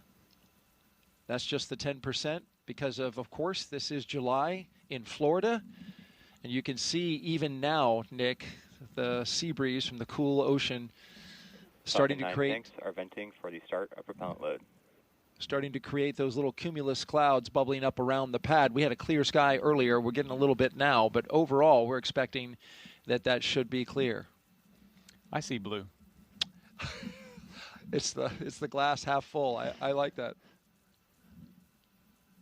As long as we have that blue sky straight over top of the rocket and 10 miles out, we are good to go. And so far, right now, green conditions. The range is clear. The area around the pad. Boat traffic has been cleared by range operations. Our partners at the United States Space Force, Cape Canaveral Space Force Station, where Nick, of course, you in the Space Force, a Brigadier General, have cleared the range. They are currently monitoring it, making sure that no one can get into the path of the rocket from down on the ground or in the ocean, for the reason that if anything were to happen and any equipment or any spacecraft parts were to come down on them, you wouldn't want to pose a risk to those below. Yeah, public safety is important. But it highlights just the expansive team that even for this one place, the number of organizations that have to work together and they're necessary for success. Our 4-person crew, 2 NASA astronauts, 1 JAXA astronaut, and a Roscosmos cosmonaut seated in launch position, monitoring their systems on their heads-up displays.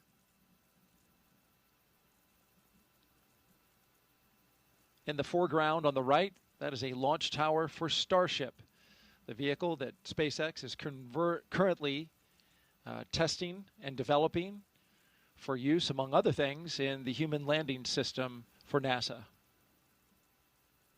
The launch auto sequence has started. And that's the call that begins the propellant flowing into the rocket. And now we are on an autonomous timeline counting down to 0 at 12:09 p.m. Eastern Time. This is a good milestone.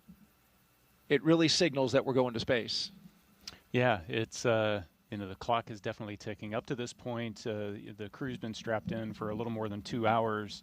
There's been margin built into the schedule just in case, the side hatch doesn't pass its leak check or a suit doesn't, whatever pops up, we've got a little margin. As we get closer and closer to liftoff, that margin disappears. And so now we're on a pretty tight timeline all the way down.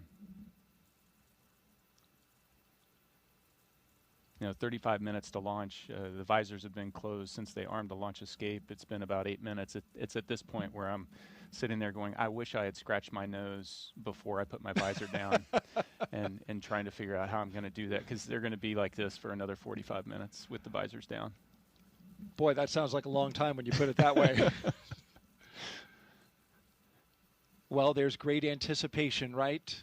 This is the moment they've been training for, a year in the making.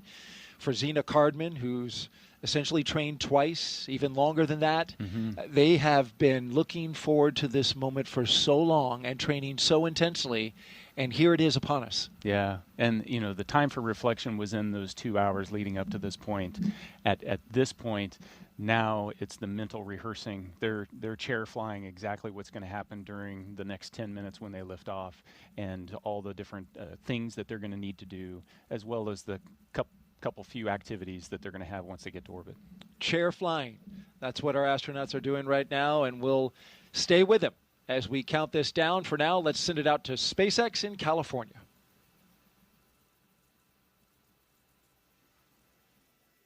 As Daryl mentioned, propellant loading of both RP-1 and liquid oxygen began at T-minus 35 minutes, right on schedule. And weather is our main watch item right now. But I am hearing from our vehicle teams that everything looks good for both Falcon 9 and Dragon.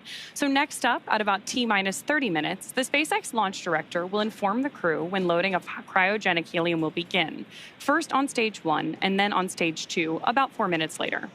Stage 2 RP-1 loading should wrap up at about T-minus 20 minutes and 30 seconds. Then, as we approach T-minus 16 minutes and 30 seconds, we should hear a call out that Stage 2 liquid oxygen loading has begun. So with all of those consumables being loaded onto the rocket, if we have to call a hold for any reason at this point, like potentially due to weather, we would have to stand down and target our backup launch opportunity, which is tomorrow, Friday, August 1st, at 11:43 a.m. Eastern Time. That's because we have an instantaneous launch window today.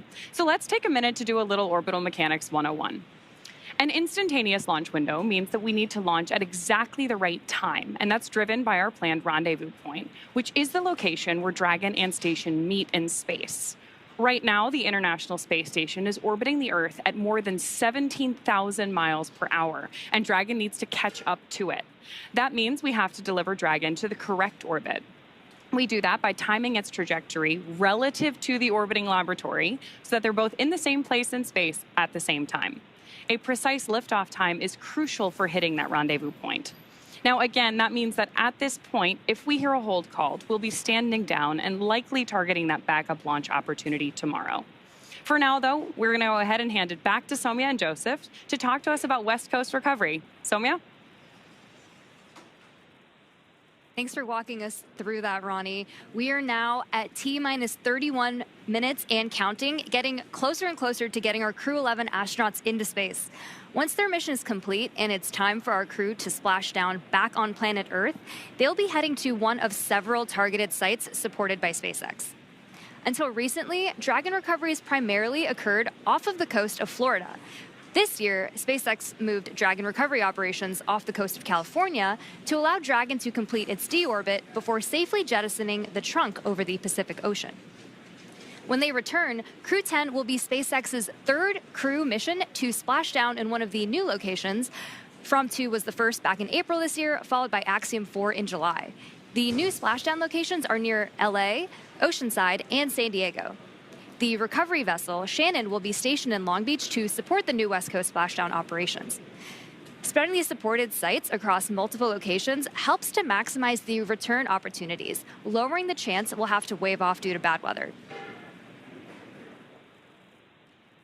And when the spacecraft re-enters, those in the immediate area may hear a brief double clap of a thunder-like sound known as a sonic boom. I can't wait to hear one myself one day, but to hear everything that's gone on and to move operations to the West Coast has been incredible to watch, both from a SpaceX standpoint and from NASA, to see the teams across the country working together, the International Space Station Commercial Crew Program. And like Nick mentioned earlier, there's an army behind every one of those movements and getting ready and preparing for these West Coast splashdowns. So it's going to be phenomenal to watch and see NASA's first crew mission return on the West Coast. Well, back to today's mission, Crew 11, as they continue to get ready to go. They're inside now half an hour until launch time. Let's take a look at more and a bit more and learn about the astronauts flying today. I think it's really innate in our human nature to want to keep exploring and to keep pushing boundaries. Everything that we do in space is ultimately for Earth and for the human species. We are having a lot of good experiments on orbit, making new medicines. That is actually good for everybody. By understanding how to live and work in space like we have with the International Space Station, we can now become a multiplanetary species by having bases on the Moon and bases on Mars. И выполнение полета в космос, на мой взгляд, важно, потому что в конечном счете необходимо человечеству будет двигаться в дальний космос для того, чтобы открывать новые миры, исследовать новые и новые горизонты. For me, it's a really compelling goal to go farther and farther afield in space and pushing our boundaries as a human species that way, learning more about our own home planet as we try to go farther. We've been going and living aboard the International Space Station for 25 years. We're ready to make the next steps. We're ready to go to the moon. We're ready to go to Mars. We're ready to explore the solar system. We understand the effects of what life in space does to the human body, and we need to continue those studies. We need to continue getting ready and get ready and go to the moon and Mars, and that's why it's important to go to space. All right, let's head back out now to a launch viewing location where Tony's at for another interview with some special guests. Tony? Hey, thanks, Daryl. That's right. Joining me is Dr. Stephen Platts and Dr. Lori Glaze to talk to us a little bit about the human research that's going to be on this mission. You know, Steve, can you tell us a little bit more about what human research Crew 11 will be conducting? Sure. We're very excited for the launch. We have 10 experiments flying on Crew 11. Everything from cardiovascular systems, central nervous system, all the way to genomics, the full breadth, and addressing many very important risks for us to get to the moon and Mars. That's a lot. You know, speaking of the moon and Mars, Lori, how does the human research conducted on Space Station help us for those future missions to the lunar surface and eventually Mars? I'm so glad you asked that question. You know, a lot of times we talk about the future, you know, we're going to explore the moon and Mars. It's here. We are actually less than a year away from our first crewed launch, where we're going to send 4 crew out and around the moon for 10 days and bring them back. And then about a year after that, we're going to land on the moon. And we need to be ready, right? We need to be ready for the trips to the moon and then eventually to Mars. Our crew are going to need to be able to thrive in an environment where they're in microgravity, perhaps for as long as a year. And then we're going to need them to perform on the surface of Mars under 1/3 gravity and do their exploration activities.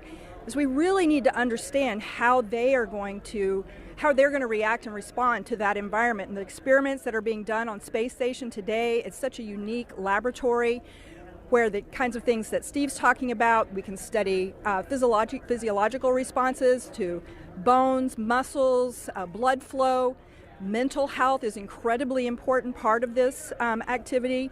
And the experiments that we can do, for example, growing plants without soil, recycling water. If we have the ability to recycle water, maybe 98% of the water that the crew uses, that's less resources we need to bring along. And then sensors that can detect, for example, solar storms so that our crew can take shelter or protect themselves while they're on their journey.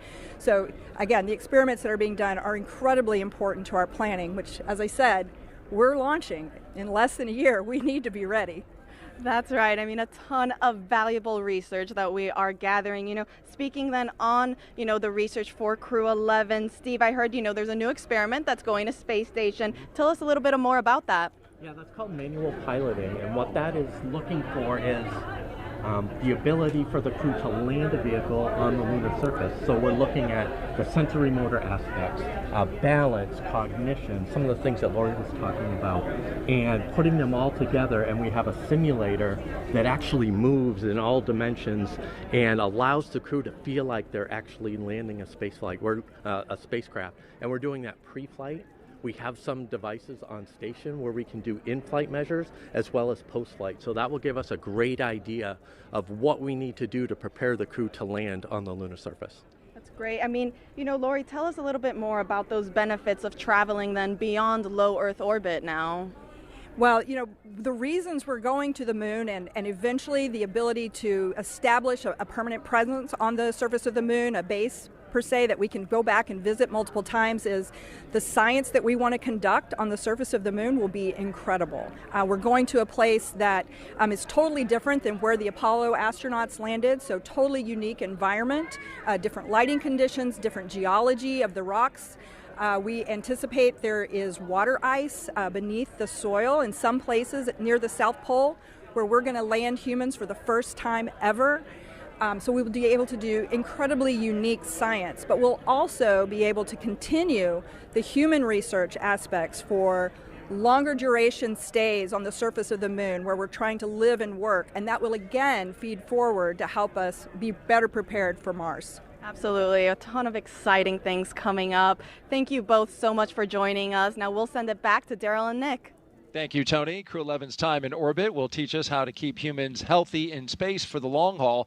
Meanwhile, on the moon-facing side of NASA's work, Artemis II astronauts, including Commander Reed Wiseman, are training for a very different challenge, a 10-day mission around the moon. And before they launch, NASA and the Department of Defense are making sure they know how to get them home, even in an emergency. Here's Reed with a behind-the-scenes look.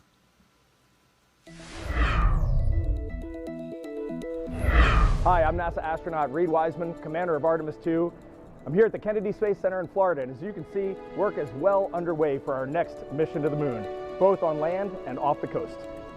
Back in June, teams with NASA and the Department of Defense used an area of open water off KSC to rehearse procedures for a possible rescue after an ascent abort from the SLS rocket. Instead of using astronauts, they used a set of test mannequins staged inside the crew module test article, a full-scale mock-up of the Orion spacecraft. You can see pararescuers jump from a plane into the water with their specialized equipment, then approach the spacecraft, open the capsule, and transported the mannequins to the helicopter safely for medical care. This was one of 2 emergency procedures they rehearsed should they need to rescue me, Victor, Christina, and Jeremy during an abort scenario. And back here on land, now that the upper stage integration is complete inside the vehicle assembly building, teams with NASA's Exploration Ground Systems have been running SLS integrated testing, where they powered up both the core stage and boosters for the first time in preparation for our 10-day journey around the moon. That's a look at your Artemis Moon Minute. For more Artemis updates, scan the QR code on your screen right here or visit nasa.gov/Artemis-Roman numeral 2. Nick, I know you're excited for Artemis. Absolutely. One of your fellow astronauts you spend a lot of time with, Christina Cook, is going up. Yeah. You know, the astronaut corps is small, so you know everybody in the corps, and so I'm excited to see all 4 of them take their trip around the moon. It's exciting. It's been a long time for NASA, more than 50 years. All right, now let's send it back to SpaceX in Hawthorne, California. Thank you very much, Daryl and Nick, and it was impressive to hear that interview and that Moon Minute, and it's amazing to see how interwoven what's being done with these crewed missions to the International Space Station and how they impact moving forward and the Artemis campaign. So incredible to see about how those 2 crews and how those 2 missions work together. Now, as we get back to today's launch, we're now approaching 20 minutes away in the countdown for NASA's SpaceX Crew 11 mission to the International Space Station. So let's take a look at Falcon 9 that's on your screen now, and that is a 2-stage rocket that is 29 feet tall and getting ready for liftoff, and again, approaching 20 minutes away. At launch time, it produces more than 1.7 million pounds of thrust. Sonia, that is impressive firepower. Yeah, and rockets like Falcon 9 don't use all that thrust just to go straight up. Early in flight, Falcon 9 performs a gravity turn, which is a smooth pitch maneuver. RP1 load complete. Hearing good call-outs over the nets, which is a smooth pitch maneuver that tilts the rocket sideways to build up horizontal velocity. You may hear this call-out about 10 seconds into launch as the vehicle is pitching downrange. And once the first stage completes its portion of the mission, it shuts down and separates. And a stage rocket like Falcon 9 sheds that booster to eliminate the weight and uncover the Merlin vacuum engine on stage 2. To reach orbit, the vehicle needs to go fast, hitting an orbital velocity of about 28,000 kilometers an hour. And that's just to keep it from falling back to Earth due to gravity.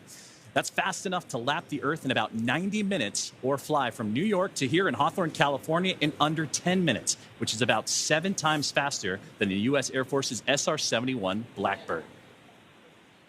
After stage separation, today's booster will be landing at Landing Zone 1 at Cape Canaveral Space Force Station.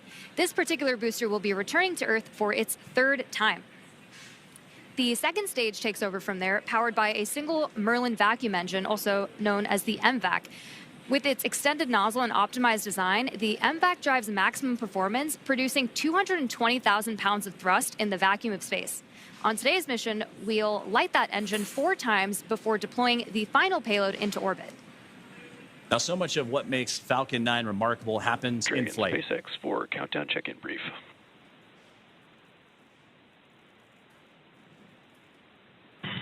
Dragon 4. Okay, Xena, we have healthy Dragon, healthy Falcon 9, just like last time, so prop load is proceeding nominally.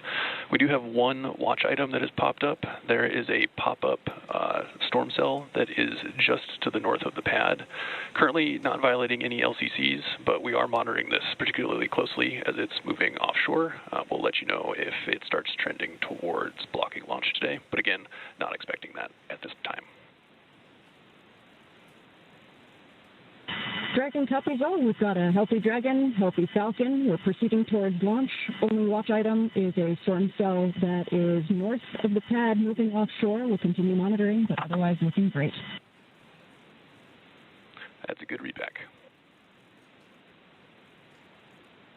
And great communications there from the team here at SpaceX on the ground in Hawthorne, monitoring. What we've been keeping an eye on throughout the broadcast here today is that weather popping up, but everything else looks strong and healthy. The Falcon 9, the capsule itself, and the crew, they're still ready to roll as we're now about 17 minutes away from the launch. Now, talking back to Falcon 9, and what remarkable happens is what happens in flight. It's the first stage, landing itself on land or on a drone ship in the middle of the ocean, the fairings that can parachute back, all ready for another flight to space.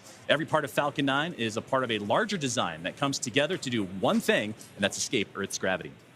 And getting to space is the first step to building our multi-planetary future. At the top of Falcon 9 today, the crew is sitting inside Dragon Endeavour. Dragon has played a significant role in advancing our future in space by safely transporting crew to and from the International Space Station. There are currently 5 Dragon spacecraft supporting human spaceflight missions: Endeavour, Resilience, Endurance, Freedom, and our 5th and final Dragon, Grace, which just launched the Axiom 4 mission last month. Designed with safety as the highest priority, Dragon is capable of carrying up to 7 passengers to and from Earth orbit. The Dragon spacecraft has Stage 2 LOX load has started. 16 Draco thrusters. As you heard that great call out there, as the fueling continuing to make its way into the rocket. And those 16 Draco thrusters can be used in space to help navigate the spacecraft to its destination, each providing 90 pounds of force. Now, that doesn't include the 8 Super Draco thrusters used for an abort, which are no longer active once the crew is in orbit. To date, Dragon has been to orbit 53 times, including 48 trips to the International Space Station and 18 human spaceflight missions. And as we mentioned earlier, today's Dragon, Endeavour, has been pretty busy, having also flown NASA's Crew 2 mission, Axiom 1, and NASA's Crew 6 and Crew 8 missions. Overall, for the Dragon fleet, this will be Dragon's 49th visit to the space station and its 19th human spaceflight mission overall, and the 5th Dragon flight this year. Dragon is the first private spacecraft to take humans to the orbiting lab, having flown 300,000 pounds of cargo and more than 1,000 experiments to space, as well as 70 crew members representing 20 countries. Our versatile Dragon spacecraft can autonomously dock with the International Space Station when outfitted with a docking adapter, which is just how it's configured for today's flight. And when it's not going to the space station and it's in free flyer mode, the docking adapter can be swapped out for a cupola, as it was back during the Inspiration 4 mission. Another option we have is the Skywalker hardware, which supports extravehicular activities or spacewalks, as we did during the Polaris Dawn mission. And amazingly, there has been a Dragon in space for 1,358 consecutive days since Crew 3. Now, with T-0 coming up in about 14 minutes or so, our teams are continuing to do a series of system checks to ensure Dragon and the Falcon 9 are ready, with fueling continuing to get underway. And again, we're monitoring that weather that the teams here at SpaceX are keeping an eye on and have been relaying up to the crew. So let's check in with Ronnie with the latest. Thanks, Joseph. So as you've heard, we are still on track for an on-time launch today, and we're monitoring lots of different factors as we get closer to liftoff. Most importantly, both Dragon and Falcon 9, of course carrying our Crew 11 astronauts, continue to be healthy. You heard that we've wrapped up Stage 2 RP1 loading, and that Stage 2 liquid oxygen loading also wrapped up on time at about 16.5 minutes to go.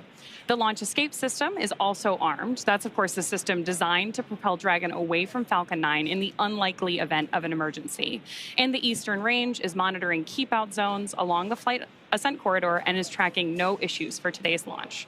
Weather continues to be a watch item, so we'll keep an eye on that. But for now, we are go for the 6th mission of Dragon Endeavour. It is a fantastic milestone for Dragon, and here at SpaceX, we could not be more excited. So to add a little something extra to our celebration, I've got our Dragon plush hanging out with me here in front of Mission Control.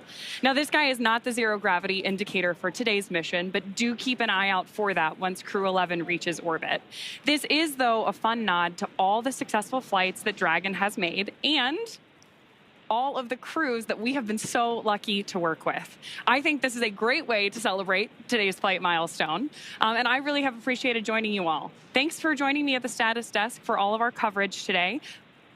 With that, go Dragon, go Crew 11, and I'm going to hand it back to Sandra for status update from Houston. Thanks, Ronnie. That plush is cute. I'm going to have to get one for myself. Back here in the International Space Station Flight Control Room at NASA's Johnson Space Center in Houston, teams continue to work around the clock to monitor activities aboard the orbital outpost. Leading the team inside the room today is NASA Flight Director Scott Stover. The team in Mission Control and the team in Hawthorne, as well as the astronauts aboard the International Space Station, will track the autonomous docking of Dragon Endeavour when they enter into joint operations. This will happen when the spacecraft enters the approach ellipsoid, which is the invisible boundary stretching 4 by 2 by 2 kilometers that helps us monitor all arriving and departing spacecraft. It's essentially the neighborhood of the International Space Station. Once docked, crew members in both Dragon and aboard the International Space Station will perform a series of leak checks and then will work to open the spacecraft's hatch for Crew 11 to float into the space station and begin their stay. We anticipate that the hatch will be opened about an hour and a half after docking occurs. When they enter the orbital outpost, crew will be greeted by the rest of the Expedition 73 crew and will come together for opening remarks. But for now, that's going to be all from us here in Mission Control for today, as the anticipation continues to build for launch in less than 20 minutes from now. So, how's it looking on the Space Coast, Daryl? Well, we've got a mix in the weather. There's some clouds that are building, but so far still looking good, okay for launch. It's a watch item at the moment, and so we're keeping our eyes to the skies. Also, this is a first for our broadcast team right here. An astronaut who once sat right here where Nick is sitting as a commentator is now minutes from flying to space. Zena Cardman was once in this very seat, the one that Nick Hague is sitting in now, less than a year ago. She was supporting Nick as he launched with Crew 9. She was originally set to command that mission, but when Crew 9 had the shift and had the change up of assignments, she had to step back to help get the team off the ground. And here's what she said, Nick, after watching you and your crew go into space. Every crewed launch that I have ever watched has really brought me a lot of emotion. This one today was especially unique. I think it was hard not to watch that rocket lift off without thinking, that's my rocket and that's my crew. But I also know that I'm not the only person who can think that. Of course, we have Stephanie Wilson here today, but I mean, there are many, many people who made this mission happen, and there are people on orbit who will be taking this capsule home. And it makes me very proud to know that I am one of many people who can say, that's my crew, that's my rocket. Makes me really proud, makes me feel very connected to this mission that we all get to take part of. Go Crew 9. An emotion-filled Zena Cardman in that moment, and she is going to give us some words any moment now. Dragon SpaceX, confirm crew displays are configured for launch. Your thoughts on hearing that after you launched? SpaceX, Dragon, displays are configured for launch. It is our honor, our privilege, and our choice to take part in something much greater than any individual, but it's the individuals who make this endeavor great. To each of you at SpaceX and NASA, to our partners at JAXA and Roscosmos, to family, friends, and mentors, you fly with us today. Arigato gozaimasu. Spasibo большое. Thank you. With gratitude and focus, Crew 11 is ready. And more words. Crew 11, sentiment is the same on the ground from everyone staying here. We have enjoyed working with you in the preparation for the mission. Looking forward to doing the same in flight. Good luck. Enjoy the ride. And more words from Zena Cardman. We just heard from her live. Yeah. Yeah, it's like I started the show. There isn't any place I'd rather be than here today. What Zena said is so true, you know, and it's this palpable feeling that, hey, that's my crew. those are my friends. You know, there's, you know, hey, that's my commander. And just to be here and know that, you know, I've done my small part to help support them along their way, and there'll be more support that happens in the future. And to be able to see behind the scenes everybody else that is contributing to that is, that's what makes this all so special, is it's not about the individual. Spaceflight has nothing to do with individuals. It's all about us working together. 100%. Well said, Nick. And kudos to both of you for showing an immense amount of class. You signed up to do this role almost immediately after getting into space, and we heard from you saying, I want to be there for Xena. Thank you for being here. And go Crew 11. And so with just 7 minutes to go, a little over 7 minutes, we want to send it back to Hawthorne for the final countdown. Thank you, Daryl. Thank you, Nick. And those were beautiful words from Xena Carbon. You can hear the emotions behind them and what they're looking forward to getting ready for launch. And they say Crew 11 is ready. As you mentioned, about 7 minutes and change to go until we have liftoff, and we're still awaiting the final propellant loading to complete, and then we'll get into engine chill, and more milestones will be along the way. It's going to be about a 9-minute ride to orbit, and then Dragon in the second stage will continue to coast for a few minutes after that once the first stage and second stage have performed. You'll be hearing some of those performance calls as we get into that final countdown, and then after liftoff. These are SpaceX flight controllers reporting on the trajectory, speed, booster, and performance, and the key milestones, but there are some other calls that you'll hear the crew make as well, especially after liftoff. The crew will report out a few number and letter combinations which mark different abort zones throughout the flight up the eastern seaboard. The first two, 1A and 1B, are abort modes available. Has started. And right on cue for the engine chill that has begun. And those first stage abort zones, again, 1A and 1B for that first stage. Next are 2A through E. Those will come into play once the second stage kicks in, but we'll only hear that 2A call. And diverting a little bit from the other naming systems, we'll hear the call Shannon, which refers to Shannon, Ireland. This means that the crew could target off the coast of Ireland if they needed to abort late in that second stage burn. You'll hear these different calls throughout the flight uphill along the way, and the performance callouts from the guidance, navigation, and control officer, and also the propulsion lead.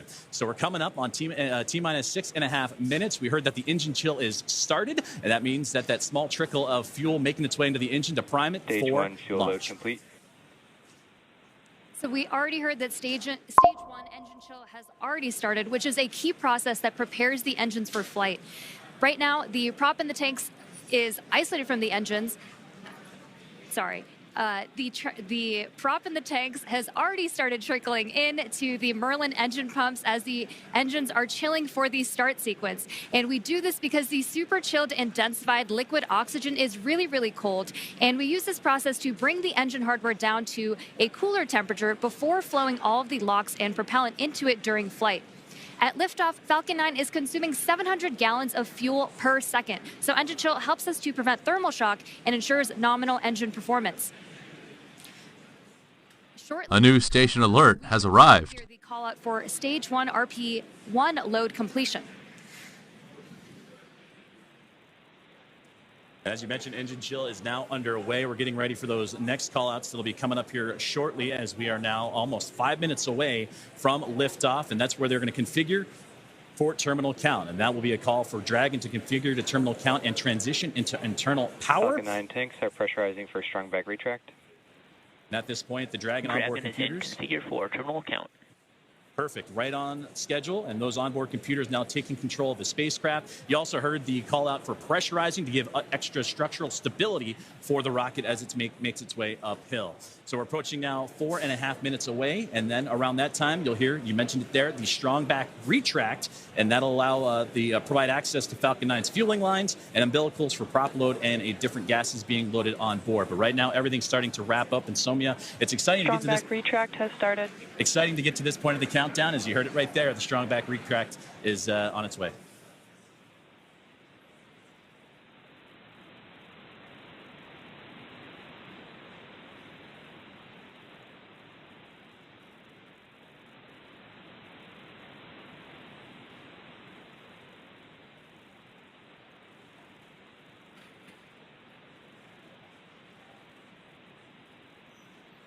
So we have a great view on our screen of the clamp arms opening up just around stage 2 under Dragon in preparation for strong back retract.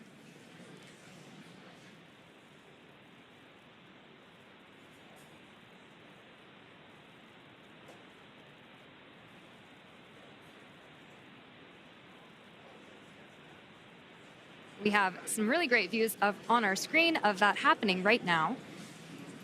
And you can see it just moving ever so slightly away from Falcon 9 and the Dragon spacecraft, those clamp arms opening.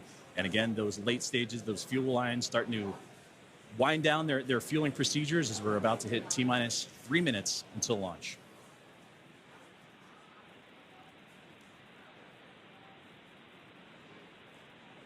Second stage loading will wrap up shortly after the first, and you've probably noticed those white clouds venting from around the rocket. That isn't smoke. Stage 1, LOX load complete. That's condensation, as stage 1 liquid oxygen loading has been completed. As liquid oxygen warms slightly inside the tanks, some of it boils off, and that gas is vented to manage pressure.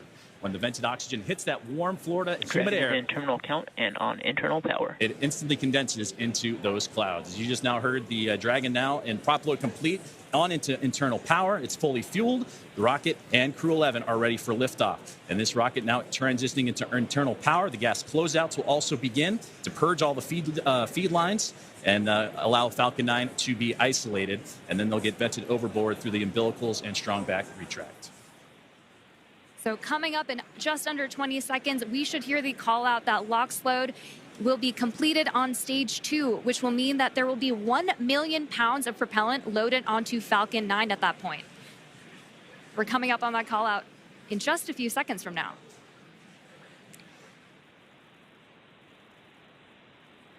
Stage 2, LOX load complete.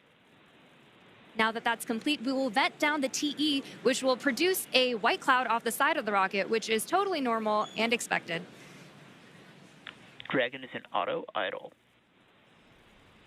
Auto idle puts that rocket in a state the flight computers understand before it takes over. And that's making sure the transition to the final countdown is smooth and all the flight computers on board are in sync with each other and configured for launch. We're now 90 seconds away from Ground launch. gas closeouts are started. Expect loud venting. And there's the gas closeout that Sonia was just talking about. And now inside 80 seconds from the launch of NASA SpaceX's Crew 11.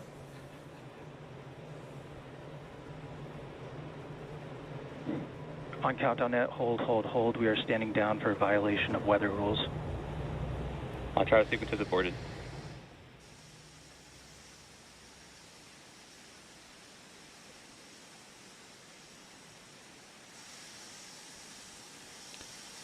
All right, folks, as you just heard, we are in a hold due to that set of clouds coming overboard, overhead here. We're going to wait and see what the final disposition is. Possibly they move off quick enough so the violation is cleared. But let's stand by and wait to hear. We are currently in a hold at this time.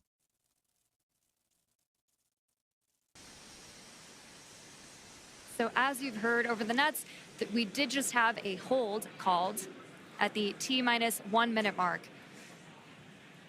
And that hold due to weather, that was something that we've been keeping an eye on. Our team here in SpaceX and Hawthorne, as well as in NASA, we're monitoring that throughout today's broadcast in preparation for launch. But unfortunately, standing down looks to be the case as the weather has created that violation. But we'll continue to monitor and await for the news officially from the teams on the ground as that weather violation looks to come into play for launch today. Dragon SpaceX, bad luck on weather there. We just got clipped by a cumulus cloud right over the pad, so ended up scrubbing for weather.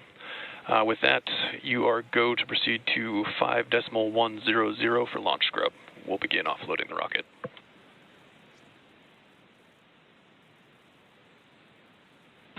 Dragon copies all 5.100. Too bad, but we'll be ready next time.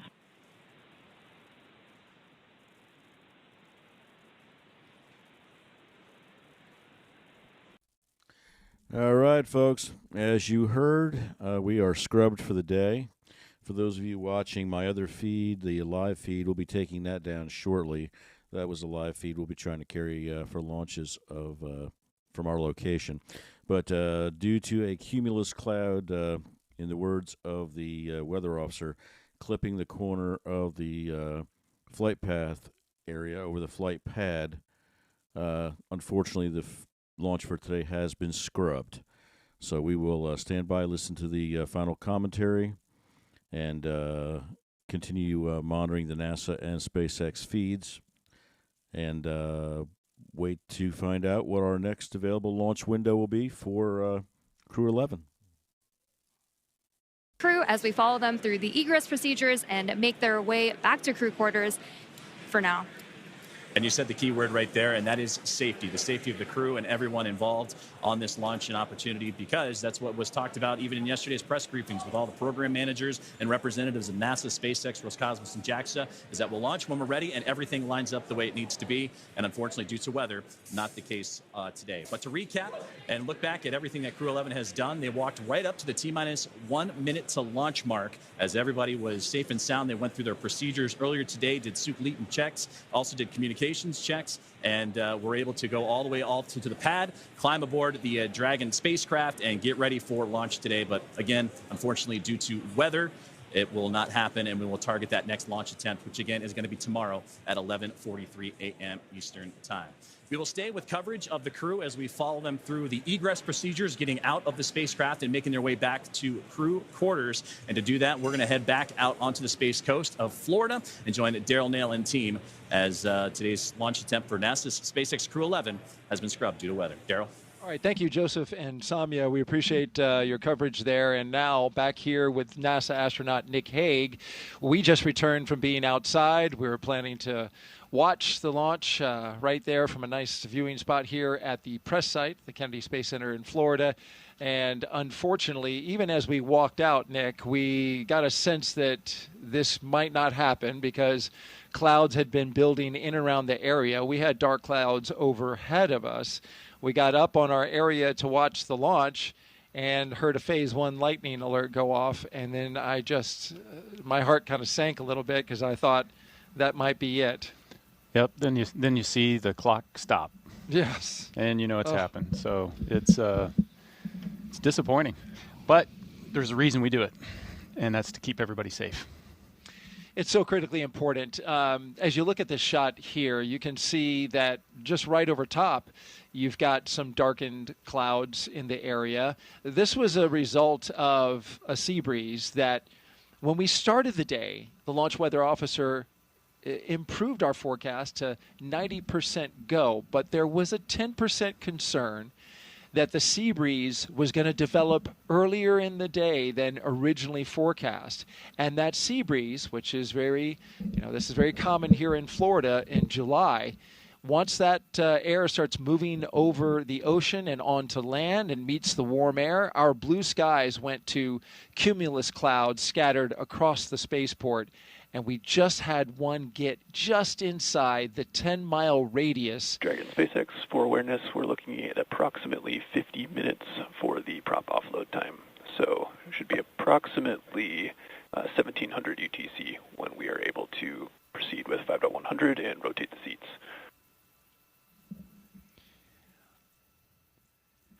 Dragon copies, we're looking at about 50 minutes for prop offload. So 1700 ETC for the rest of 5.100 and seat rotation. Good readback. And so what is that, real quick, what does that mean, Nick? They are going to rotate the seats? Yeah, so it's important to know that right now you're looking at a fully fueled rocket with an armed launch escape system. And so the crew is in the same posture that they were in the 45 minutes leading up to launch. They've got to be in that posture until they can offload all that propellant, which takes about the exact same amount of time to offload as it took to put on, as well as disarm that launch escape system. And so this is a very active rocket right now, and they, that launch escape system, if something went wrong, even now it's still protecting them. It's a great note there. But this is very much a dynamic situation even now with a scrub called. The teams have to work through their procedures to safe the launch pad, the rocket, and the capsule from being just minutes from launch. And we were in that posture ready for launch, and now we have to undo that, right? Yeah, very carefully. You got to back out of all of that, and then once Once the rocket is defueled, we've got all the fuel out of there, we can disarm the launch escape system. You still need the pad team to be able to come and get out there to get into the white room and help open up that side hatch and get the crew out. And so the scrub process is not a quick one. Just to finish a thought that I had said, and I think this view on the left basically shows you what the issue is. That's rain on the right half of the screen there. That's a rain cloud with rain coming down. And on the left hand, we were dealing with sun poking through the clouds on our side. We could literally see the clouds kind of going over top of our heads, getting close to the pad. And the standoff area is 10-mile radius around the pad for these dark clouds and cumulus clouds. And that is a safety factor. We'll talk a little bit about that. That is because you don't want to send a rocket through a tall cloud like that could generate some energy from the rocket passing through it. Yeah, just the same as if you're on a commercial airline flight, you don't necessarily want your pilot to take you through a severe thunderstorm. We don't want to do that with a rocket. And so we are erring on the side of safety in this situation. But as Nick pointed out, the rocket that you are looking at is a fully fueled, ready to launch Falcon 9. As we now see, they are starting to allow some of the liquid oxygen to vent off as they begin detanking the rocket from its super chilled liquid oxygen and its RP-1, which is the kerosene-based propellant. Dragon, SpaceX, propellant offload update, estimating about 45 more minutes.